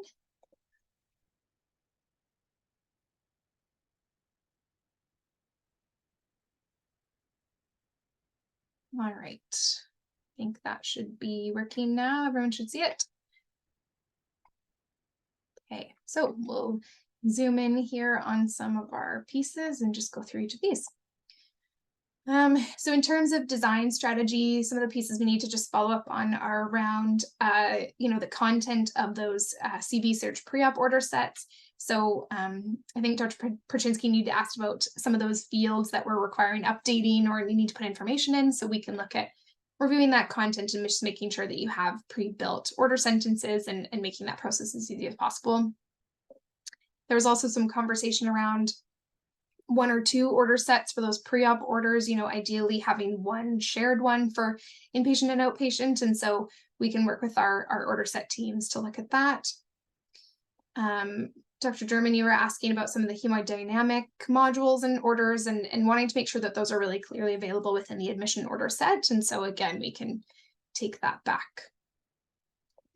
We also heard about the importance of those most orders and having these patients designated a C2. And so we can, again, add this to some of our order set conversations and make sure we have that built in. And then another sort of system change is around those physician templates. We were hearing that med list can get quite bulky in your notes, and I've seen some long ones, so I believe it. So yeah, we can take that away as well and just look at opportunities to shuffle or restructure those templates to make them a little bit more readable. In terms of some practice changes that I think the team will sort of learn to live with and work in is around co-signing of verbal orders. This is definitely a change for a lot of physicians. And then as well, these orders carrying forward across locations or units. I think a lot of that sort of, discontinue all ED orders or all continue previous orders is quite common practice, and that's not quite the same electronically. So a bit of a practice change for the teams. We look up at our strategy piece, looking at proposing, a 1 encounter strategy with our HIM team for those outpatient cardiac surgery workflows. So we'll take that away and work on some of those encounter pieces. Some of the outstanding workflows to just flesh out a little bit more, wanting to look at, the use of PharmaNet for that BPMH and completion with our pre-op workflows. And I've highlighted that over in our education as well as a highlight. So making sure our teams are using PharmaNet as much as they can. Some of the workflows around reviewing the patient documentation at different times in the process, hearing that they were sort of repeatedly checking that paper or checking that documentation. So just looking at the appropriate times to do that. In terms of the transfer piece, we talked about that for quite a while, but really wanting to get clear on, is it the receiving physicians that's doing that transfer workflow? Is it the cardiac surgeons that are doing that transfer orders through Northwest? So we can take that away and just find how that all works, in tandem with planned order sets and phases. And then the last piece around workflow is just looking at that, the nurse practitioner role in some of those post-op pieces and med rec and that orders workflow. And so we'll take that one away and circle back. Just some of the education highlights. So again, using PharmaNet to create your BPMH, reviewing nursing documentation, making sure that that's really clear for our physicians to be able to see. Orders hygiene is something Andre always talks about and is quite passionate about. And so making sure that's in our education for physicians and nursing, so they know their role in that. And then I thought this was a great call out from Dr. German around, if we're adding our home medications, making sure we're leaving them outside of order sets so they aren't unintentionally being discontinued. And then if we fly down to our parking lot here, these are both related to sort of that suggested orders workflow. And so, is there opportunity for like a blank or planned order set piece that we can follow up? And, sort of connected to that is around sort of how that interacts with our specialty services, specifically around nephrology and endocrinology. And then in terms of our greenhouse, I've got both of our CVI things here. So again, like I said, CVI is something that we sort of interact with, but don't have a ton of sort of power over. And so putting in the greenhouse is something that needs a little bit more investigation, a little bit more work, but looking at how CVI source and power chart integrate, and those workflows and how we can make some improvements. And then as well around some of those blood products and meds from that anesthetic record, and how that can go through to CVI source. So a few pieces there for us to for sure follow up on and sort of highlight as some of our education pieces. And definitely more to come in terms of some of these workflows and getting them finalized alongside the development and sort of finalization of our order sets. So really great conversation with everybody and engagement. And so thank you so much for that. I'm wondering, Sarah, do you have the survey link that we can pop in the chat? Oh, there it is. Perfect. Never mind. Kayla's got it for us. So in the chat, you'll see a link there that we've just added for a quick survey. I think it's just 5 or 6 questions, and it just gives us a little bit of feedback about how today's session was for you so that we can sort of improve on that. If you have outstanding questions, I think you can put them in there too. So if you don't mind clicking on that link and doing that for us, that would be great. And we'll follow up with an email as well. I want to thank the team that made all the videos and the content for today. We had a few of them that were both making content for a session Friday for 4 hours for trauma and today for 4 hours. And so that's a lot of work and effort from our team getting ready for Friday's session and today. And so big thank you to all of them for all the time they've put in. And I hope everyone found today's session as helpful and as engaging as I did. Sam, over to you. Hey, Mel, sorry, it's just a question.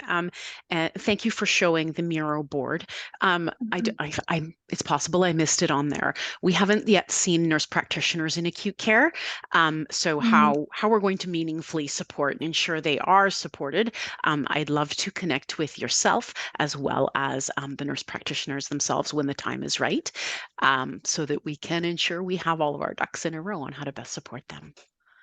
Totally. I've been messaging the background with someone about how we're going to do that because it's a bit of a new world for us supporting the NPs in acute care. Like I said, we've sort of mostly just done it in primary care up until now. And so, yeah, definitely room for figuring out scope and role and positions and access and all those things. So yeah, we'll keep you in the loop for sure, Sam. Thank you.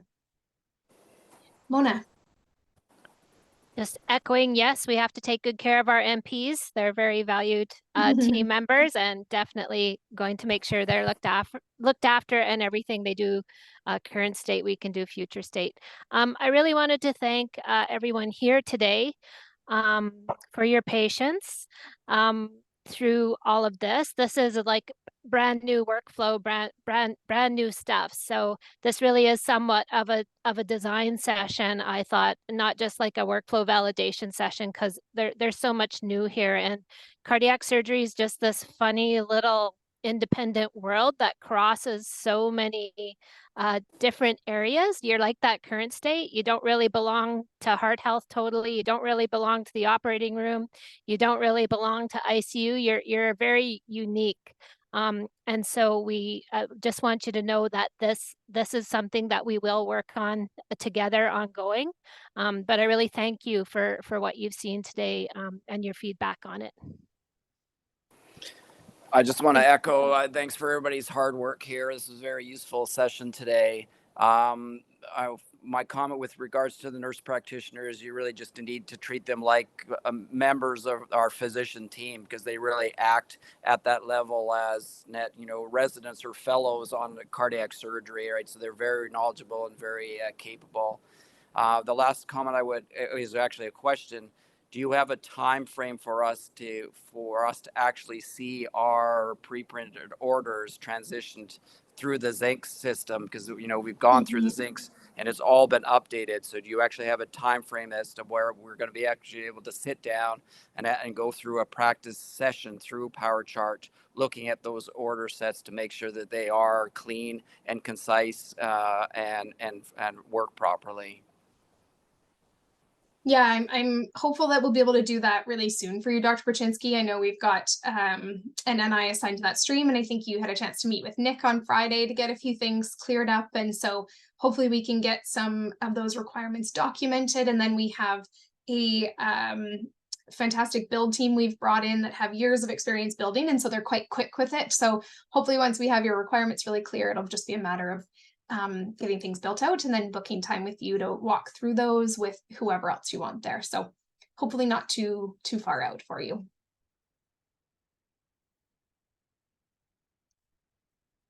Okay, I think that takes us to the end. Get to give all of you 35 minutes back. Just want to say thank you again for taking the time out of your clinical practice. I know it's a busy time for all of us, and we're in a HR shortage everywhere that you look. And so thank you all for stepping away for a few hours to hang out with us and walk through these workflows. And we just want to make something that works for you, and we can only do that if you come talk to us. So thanks for meeting with us and working through it, and look forward to many more meetings of walking through these some more. And thank you, Dr. Pertinsky. I understand you're joining us from quite far away. So yep, on thank you vacation, for but that. always working. This is Good. important. I'm glad we're getting this done. That's for sure. That's okay. Yeah. Take care, everybody. Awesome. Yeah, thank you. Thank you. Thanks, everybody. Thanks all.